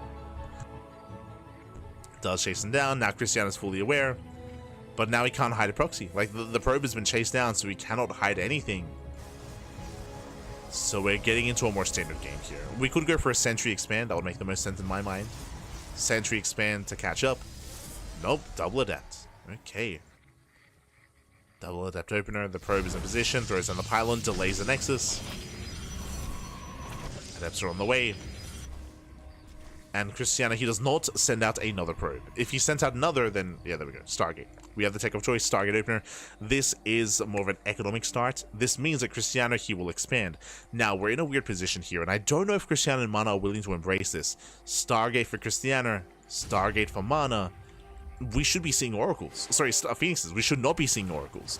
Krystianer, he did see the Stargate. MaNa also saw the Stargate. This should... Oh, he's crazy! He cancels! I was gonna say this should be Phoenix Wars, delayed one base all in. Oh no. He's crazy. he's crazy, Pappy. Now we do have the moving out. I will see if MaNa can bust into the main base, but Krystianer, he cancels. This was gonna be Phoenix Wars, but no, instead it's gonna be 3 gates back at home and a proxy 4th gateway across the map. It's gonna be a 1 base 4 gate all in. And again, it's crucial here that MaNa figures out what's happening. He's got a Phoenix on the way, that will not help. Adept will threaten a shade. There's nothing here on the high ground. He's gonna get in. That does shade in towards the main. Does bust in. Critical moment here from MaNa. He scouts, he sees gateway. Yeah, he sees a gateway, not a Stargate. He knows. At this point, he knows. There we go. Robo. Robo response back at home. He needs that Robo as quickly as possible. The army is rocking up. Adept will delay the reinforcements. There's that 4th gateway. And there's no shield battery here. There's no shield battery here on the low ground. It's going to be focused down as well. There's nothing to defend. Void Ray's on the way, but a late Void Ray here by MaNa. Again, a late realization what was happening. Took double Adept into the main. Nicely done. They can one-shot probes. They can and they will. Probes getting one-shots. Pylons under fire. Probes are going down for Krystianer. But at the same time, he will get the pylon. We'd have a backup pylon, thankfully. Backup pylon. Void Ray has arrived. Nice force field locking him down. It does lock him in. Stalkers are trying to engage. Not quite able to. Void Ray taking a lot of damage. Oh, he wants it. But there's a shield battery. Yeah, there's a shield battery behind this. Once again, the force fields, they lock him down, and MaNa, he's holding. MaNa, he's holding. These force fields have been the MVPs. So many Stalkers have gone down. So many free pickups. And Krystianer, I mean, he does force field, is still going for the expansion. Behind this, he can just expand himself. We'll see if he does expand. Yeah, he's going for it. Like, at this point, Krystianer, he knows he cannot kill. He cannot kill MaNa. He cannot break the main. That's just not going to happen. So instead, he's going to have to expand. Twilight Council's on the way. Void Rays are going for the counterattack. Krystianer, does he hold on to a recall? Ideally, Krystianer wants to contain his opponent. But the Voiders are moving out. There's the expansion. Void Rays, they move out. Krystianer, he's holding onto a warp in, but he has no money. Yeah, Void Ray is going for the pylon. The Artosis pylon as well. And there's the recall. Yeah, he has to recall back home. Pylon falls, delays Blink. Yeah, big delay on Blink.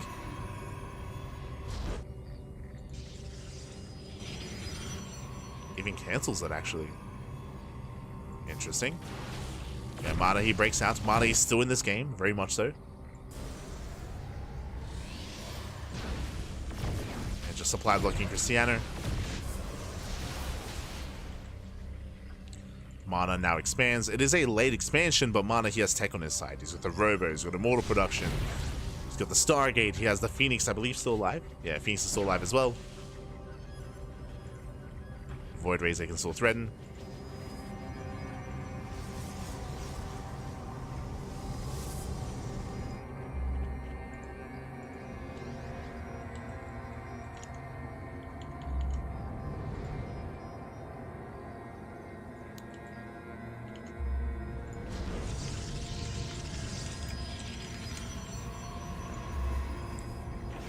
As MaNa does bust in, let's go! The rolls, the turrets have tabled, force fields are ramped, and MaNa has control of the main base. Depowers the gateway, another force field. Let's go. Krystianer, is that you? Este Krystianer, the boys are being pulled, another force field, locking down the army. Krystianer, his recall's on cooldown. And with that, we do have a series here. Another force field. Still just throwing away that entire army. Krystianer just cannot engage. Twilight Council's gonna get picked up. No blink. Still another force field. And Krystianer just being completely shut down here. More boys being pulled. This is still another force field, by the way. There it is, the final force field. Now he finally is able to recoil into the main. The army does back up. And MaNa, he won't lose anything. Yeah, he won't lose a single unit here. Now Krystianer technically is still alive. He still has a worker count. He rebuilt the Twilight Council, going back into Blink. But MaNa, he's in control. Does have map control. Does have momentum.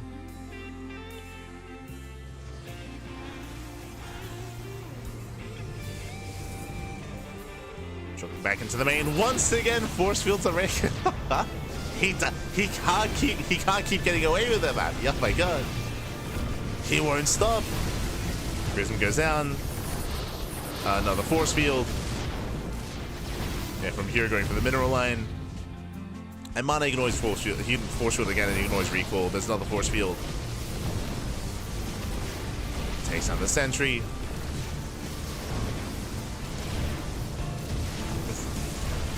Takes down all the workers.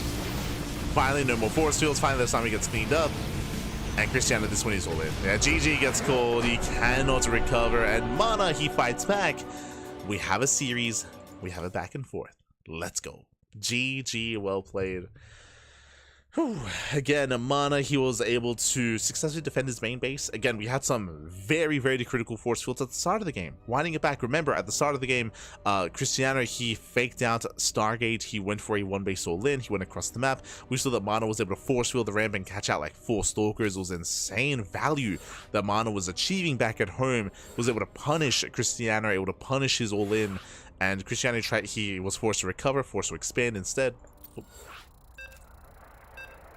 Yeah, forced to expand. And from there, MaNa, he was able to recover, able to gain a greater economic edge. And of course, Noble out of control, get across the map. GG. Whew, GG, well played. And now we're loading into Persephone, and we'll see if MaNa can force the ace match. The pressure's still on, right? The pressure's still on.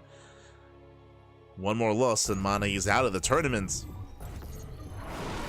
So he has to fight back here and now as we're getting into our next game, into game number 4. Oh boy. And spawning in the top left-hand corner. Top left-hand corner here, Persephone, we have the Polish Protoss player. We have the Team Liquid Protoss. Fighting back, putting a point on the board. Can he force the ace match? It is MaNa. And spawning in the bottom left-hand corner, we have as opponent, we have the Red Protoss player. We have the other Polish Protoss. Representing Offside Esports, 1 game away from claiming the series, it is Krystianer. Let's go. And just catching up in the chat. Ah. All the force fields.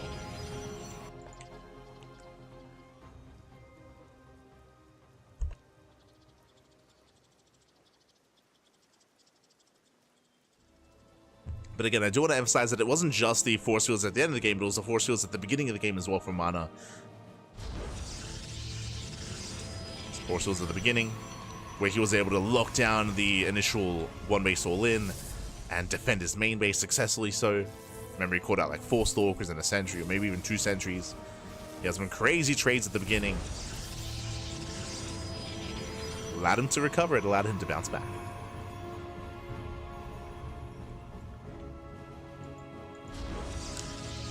Grand force fields, what year is it?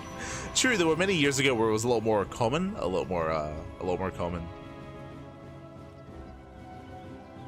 Especially with the previous Mothership and Recall as well, where you could force field the ramp, and then in PvZ you'd see it quite often. You'd force field the ramp and then recall into the bases. For sure. Yo. But in PvP, of course, also viable, very much so. That's now 2-gate opener into the expansion here from Krystianer. Krystianer, he actually skips his first 2 units. Okay, he skips any kind of unit production. Meanwhile, MaNa going for a gate, Cyber into Stargate into expansion. A bit of a more delayed base here from MaNa, but MaNa, he will have the faster Stargate for Oracle production for Oracle Harass. You know, Krystianer focusing a lot more on his economy instead. So we're settling into a longer game. We're going to get into the early game, into the early game here, and towards a macro game, at least so far.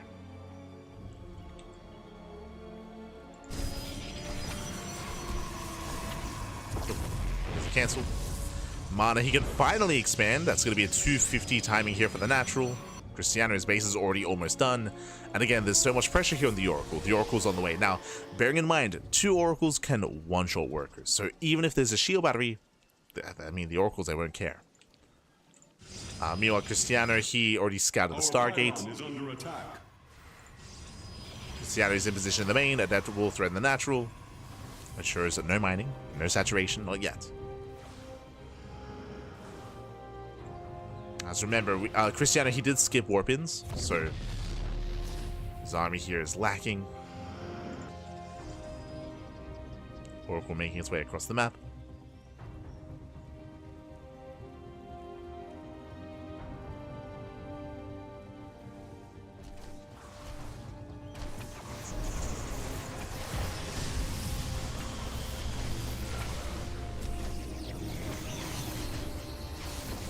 Oracle pokes in and gets 2 probes. It's a couple of workers. Likewise, no mining here at the natural. Despite how fast this base has been, there's no mining.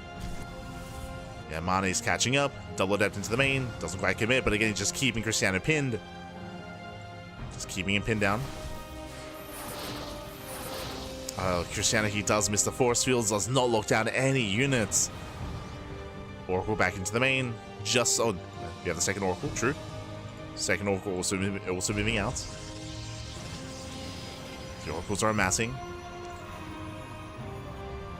And with that MaNa, he has recovered. Despite the fact that his base was later, he has recovered. He's now, let's say, in a better position.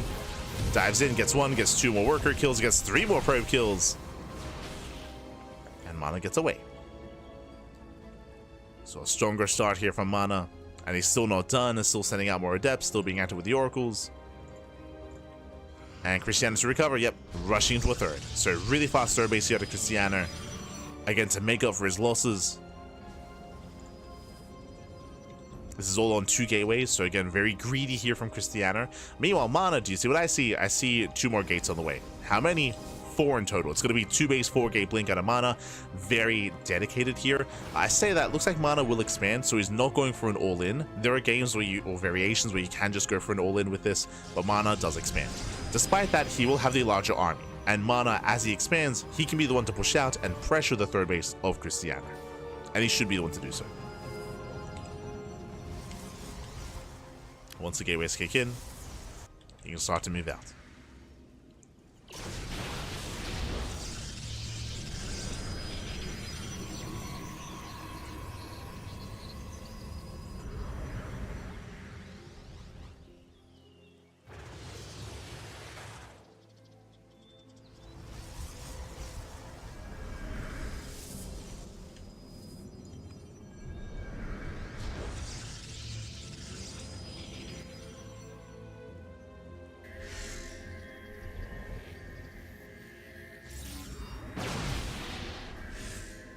As MaNa, he's pushing, as you mentioned, again, he does have the momentum, does have the large army.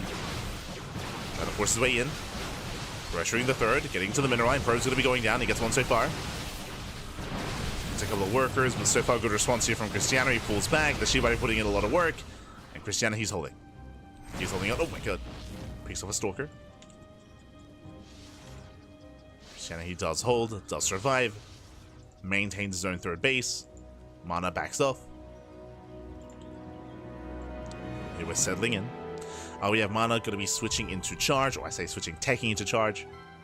So a very gateway heavy composition. Meanwhile, Krystianer going for the Robo. Okay. With this, he can start his own immortal production. So a bit of a role reversal here, as MaNa's typically been the one to embrace a more immortal heavy composition in tonight's broadcast. Takes off 2 probes. Nice pickoffs.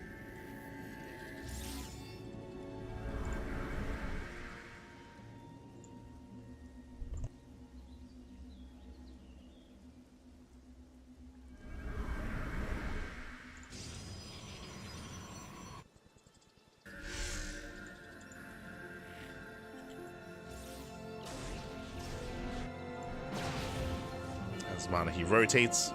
Does hit the 4th. Oh! Catching out a worker.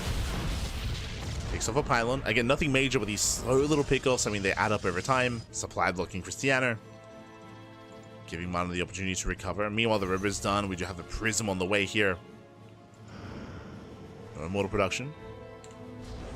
Also just a gateway composition. And despite how intense this series has been, and we've seen just non-stop aggression and non-stop all-ins so far in this series, now we're calming down, we're getting into the mid-game. Both players are expanding from here, settling in. Slightly faster upgrades here for MaNa. MaNa, he rotates over towards the 4th base. Krystianer out of position. MaNa's moving in. And Krystianer is nowhere to be found. Do we go for the base trade? It's going to be an awkward base trade though. Krystianer, yeah, he recalls back home. Oof. Force a recall. He's going to be overwhelmed though. He doesn't recall enough. Yeah, he's going to lose all these stalkers as well. MaNa is popping up. Takes down 5 probes. Takes down most of the stalkers as well. Lead the army into the stasis field. No. Stage traps, they connect. And MaNa just running rings around Krystianer.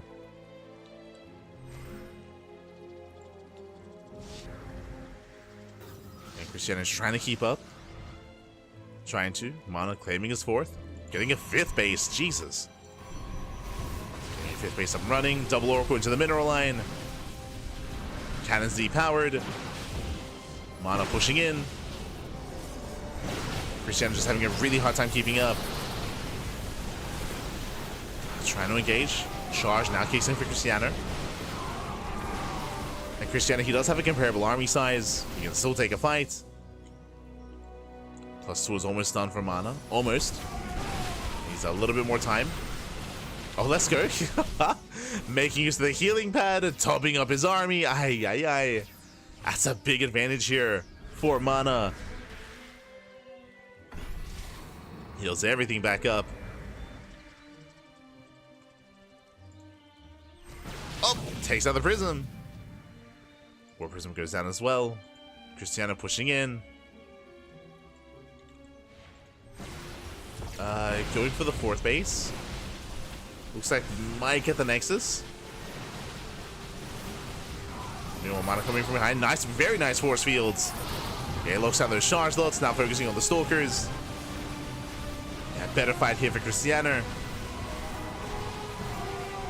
As he does overwhelm. And Krystianer, despite bleeding out some workers earlier, despite some rough moments, and timing in the army, but he doesn't have enough. Yeah, not enough here for Krystianer.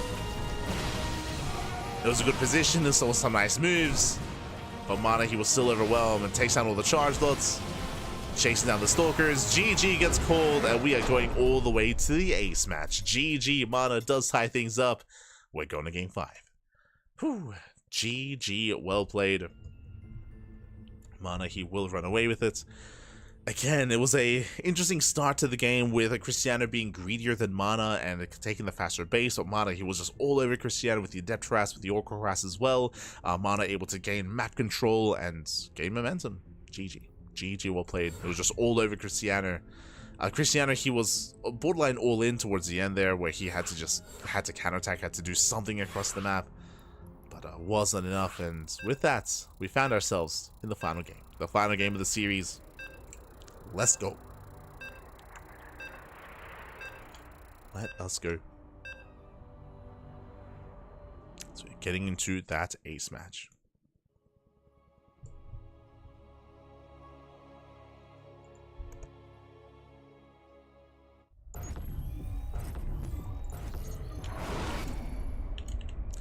As spawning in the bottom right hand corner of Pylon, we have the Polish Protoss player. We have the blue Protoss representing Team Liquid.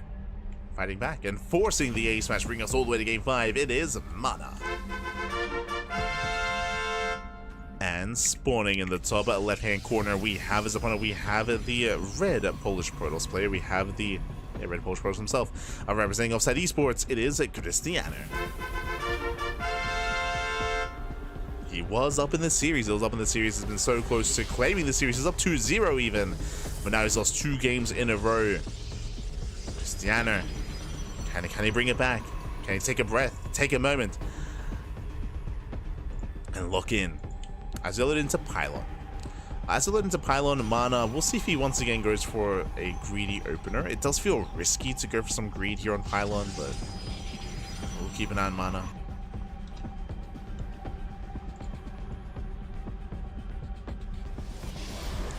Does lay a second gas geyser.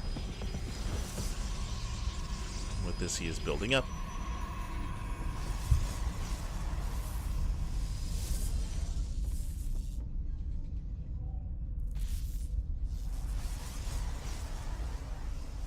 And we're doing it again. We have a 2-gate opener out of Krystianer. Meanwhile, we have a gate cyber expand out of MaNa, and Krystianer is going for the all-in, or the probe is in position. The pylon is going to be thrown down, and we're getting ready for the proxy robo. Oh boy. Now, when it comes to proxy robo locations, no, he sees immediately. He checks, he scouts, and the probe will spot the pylon, and Krystianer, he's going to be denied. Oh boy. Now, is Krystianer, is he stubborn enough to go for it anyway? The pylon does finish. Cybercore is almost done. He wants that robo. But no shot. He's still going for it. I mean, he has to. It's just a really brutal position here for Krystianer. The Zealot has arrived. Now we have 2 probes here. He's focusing on the pylon. That will delay the robo.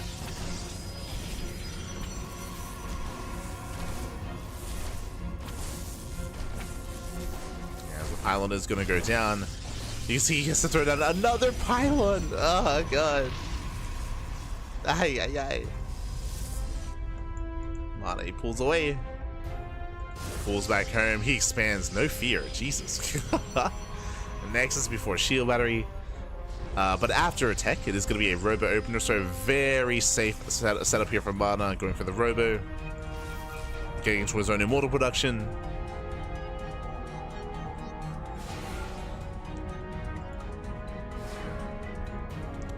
Nice shade. Denies the adept with Krystianer. Again, shades can't move past your opponent's shades. So there we go. Does wall up. Sleek moves out of MaNa. Meanwhile, you see Krystianer loading up, jumping into the main. No sentries, no force fields. But that's going to be a late shield battery in the main base, so the main base is more exposed. Going for the mineral line. And going for probes. Oh. And there we go. Probes are going down. Getting 4 probe kills so far. Loads up. Drops down on low ground. Here heads to low ground. It does pull out. So 4 probe kills. Not a bad start here from Krystianer. We'll bring in more sentries. And force fields are available for both players. Krystianer is he's going for the ramp. He's trying to. Just looking for an opening. Does drag the army up into the main. Rotating down to the low ground. MaNa, he has his own prism. Now he can juggle back and forth. And again, the longer this game goes on, the better it is for MaNa.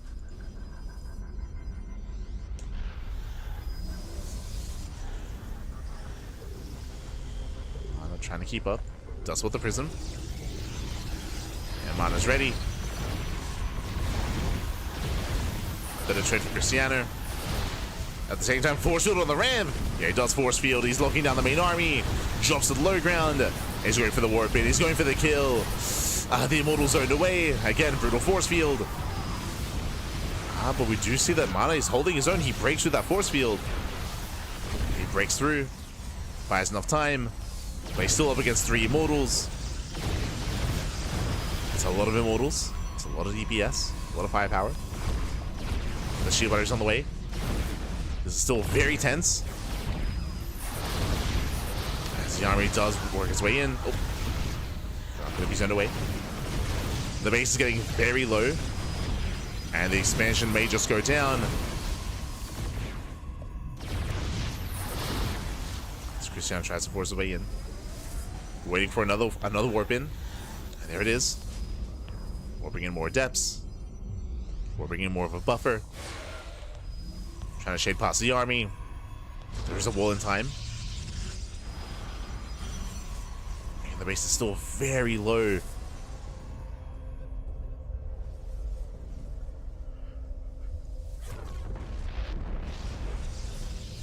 But now there are 4 shield batteries. There's 4 shield batteries set up. I don't like this. Likewise, now we have a 4th Immortal. Yeah, 4 Immortals here for both players. And Epps take him into the shade. Immortals are stuck behind. Yeah, wasted DPS here from Krystianer. The Immortals are trying to move in, and Epps are going down. And MaNa, he's holding. MaNa, he's holding on. He shuts down the Epps. GG gets called, and MaNa, he will survive. He will take the series 3-2. Advancing on to the playoffs of the Fusion Esports League Cracov 2025 Polish Championship. GG. GG, well played again. Very fortunate for MaNa to scout the proxy. Remember, he was so quick to check and to scout the center proxy location, and he found the proxy immediately. Remember, he forced out 3 pylons at the proxy location to keep it going, and that does delay. That does delay your warp-ins, it delays your robo, it delays your reinforcements, it does eat into your own bank, into your own economy. So it did force a big reaction here out of Krystianer. Likewise, because of the early scout, he didn't just delay, it didn't just disrupt the build of Krystianer, but it also made sure that he himself was aware of what was happening. He could respond with his own robo, right? With his own robo, with his own warp prisms, with his own shield batteries, with his own immortal production. So just a really nice response, really nice scouts, really nice reaction, and MaNa, he was able to pull off that defense.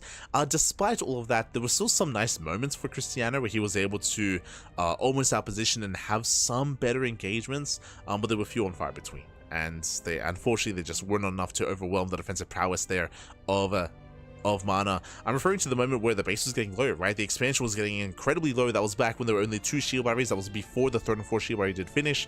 And if that base had gone down, then maybe Krystianer could have kept pushing, but the base survived. All 4 shield batteries finished, and once the 4 shield batteries were ready, I could not see a world where Krystianer could actually break the natural. Not against 4 shield batteries. Like that was a brutal defensive setup.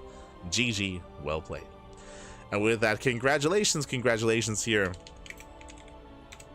Congratulations to MaNa for claiming the series and for making it through and for advancing on into the playoffs. And we have some updates. Here. Let's catch up on the bracket. Let's figure out where we are, where we are headed, and what is coming up around the corner.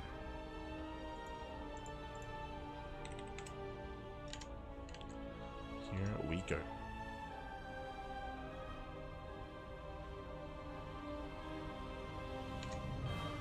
As we can switch our scenes over, and there we have it. We have our top players here. We have Elazer. Elazer, of course, he made it through in first place. Elazer, he took down Trifax. He took down MaNa and made it through in first place. Meanwhile, MaNa took down Krystianer in a best of 3, went all the way to the ace match. Krystianer took down Trifax 3-0, and then we had the rematch. We had the rematch as MaNa went down to Elazer. We had MaNa versus Krystianer in the best of 5. It just did wrap up, and MaNa did take the series 3-2. GG, well played. MaNa, he does take the series. Does take the series here, and with that, congratulations to both Elazer and MaNa. I'll be honest, did have some high expectations for Krystianer. Krystianer, he's a very strong player. I mean, again, like his series against MaNa could have gone either way. It could have gone either way. I would have favored Krystianer against Elazer, but they never played, right? They never played. They never faced off. They did miss each other, and in the end, Krystianer, he does not make it through the group stage. So my heart does go out to Krystianer. Again, he's a really good player. He's a really strong player. But this group is I mean, both groups, they're brutal groups here. Like it's very cutthroat, difficult to make it through. GG, well played. As that wraps up Group A, and we do have Group B tomorrow in 20 hours time. In 20 hours time, 20 hours and 30 minutes, we're gonna be live on this channel with Group B. We have Geralt, we have Spirit, Art, and Papi. Papi. So here we go. We have 3 Protoss and 1 Terran. Oh boy. Spirit, we know how much he loves TVP, so I'm sure he's a happy boy. Kappa? Kappa? Ay. So coming into this, Geralt and Spirit are going to be favored players, but best of luck to Art and Pappy. We'll see if they can bring it home. We'll see if they can pop off. We'll see if they can excel. We'll see what they're going to get done in this group as well. You can never count out Art and Pappy. He's Pappy. So of course, much love, as always. Scrolling down here, we do have the playoff bracket. We have Elazer, he's already seated in. We're going to have MaNa here in the lower match, in the lower semis. And we'll soon have our confirmed 4 players for the playoffs. And again, that's going to be right around the corner. That's going to be day 3. So tomorrow is going to be Group B. And you can see here in 2 days' time, we will have the playoffs. So the day after. So 3 days straight of Polish StarCraft. 3 days straight. GG, well played. And with that, we're going to be wrapping up here for the time being. Our next broadcast, I believe, is going to be Group B. I'm going to have to double check because I also know that there are still some other Fusion Esports League global qualifiers. Yeah, tomorrow it's going to be a brutal one. So tomorrow it's going to be back-to-back. It's going to be the Fusion Esports League global qualifier first, then into the into Group B. So back-to-back casts, qualifier into Group B. And then after that, it's going to be Tunic Cup into the playoffs. Oh god. It's gonna be a long weekend. It's gonna be a long weekend. We'll do our best. We'll do our best to stay energized and to cast as much as we can. As always, all the StarCraft, all the StarCraft. All the StarCraft. As without wrapping up for the time being, again, I'm going to try to get as much rest as I can, or as much work as I can first, and then as much rest as I can leading into tomorrow's broadcast. Again, back to back. Actually, I can just show off. True. What am I doing? There we go. So as you can see here, this actually does show off the broadcast here. We just wrapped up with the morning broadcast of the Fusion Esports League, and Saturday evening, you can see Saturday evening is going to be the Fusion Esports League qualifier at 9 p.m. KST, and then we have Group B at 1 a.m. KST the next morning, right after. So back-to-back casts, back-to-back Fusion Esports League. Oh boy, it's going to be a lot of content, a lot of StarCraft. With that, we're going to be wrapping up for the time being. And again, thank you so much for tuning in. Thank you so much for watching. Who is live at the moment? Who can we raid? Who can we send everyone over to? Let's go. Let's check. Let's find out. See that Rotterdam, he's covering the big brain bouts. We do have, who else? We have Sal up a tree. He's laddering at the moment. I feel like that's a little bit rare, so we could raid Sal. Could raid Old Mate Sal. Yeah, we'll give him some love. We'll give him some love. We'll give him some support. Otherwise, thanks for watching. Thanks for watching. If you want to support us, you can do so via following us. We do stream on Twitch and YouTube at the same time. VODs are uploaded to YouTube on a daily basis, so there's plenty of VOD content over on YouTube. Likewise, you can support us on Patreon as well. Our Patreon is designed to fund our tournaments, and we do have some exciting things planned for the future. For the coming weeks and coming months, we are working on things behind the scenes, so keep an eye out for more things CranKy Ducklings. Keep an eye out. So a bit of a teaser of a teaser. But otherwise, thanks for watching. Thank you for the support, and we'll see you tomorrow for some more Polish StarCraft. See you then. Ciao, baby, ciao. See you then. Hasta luego. It's almost 6 a.m. by the way. It's almost 6 a.m. in the morning, papi. Ay, ay, ay. See you next time.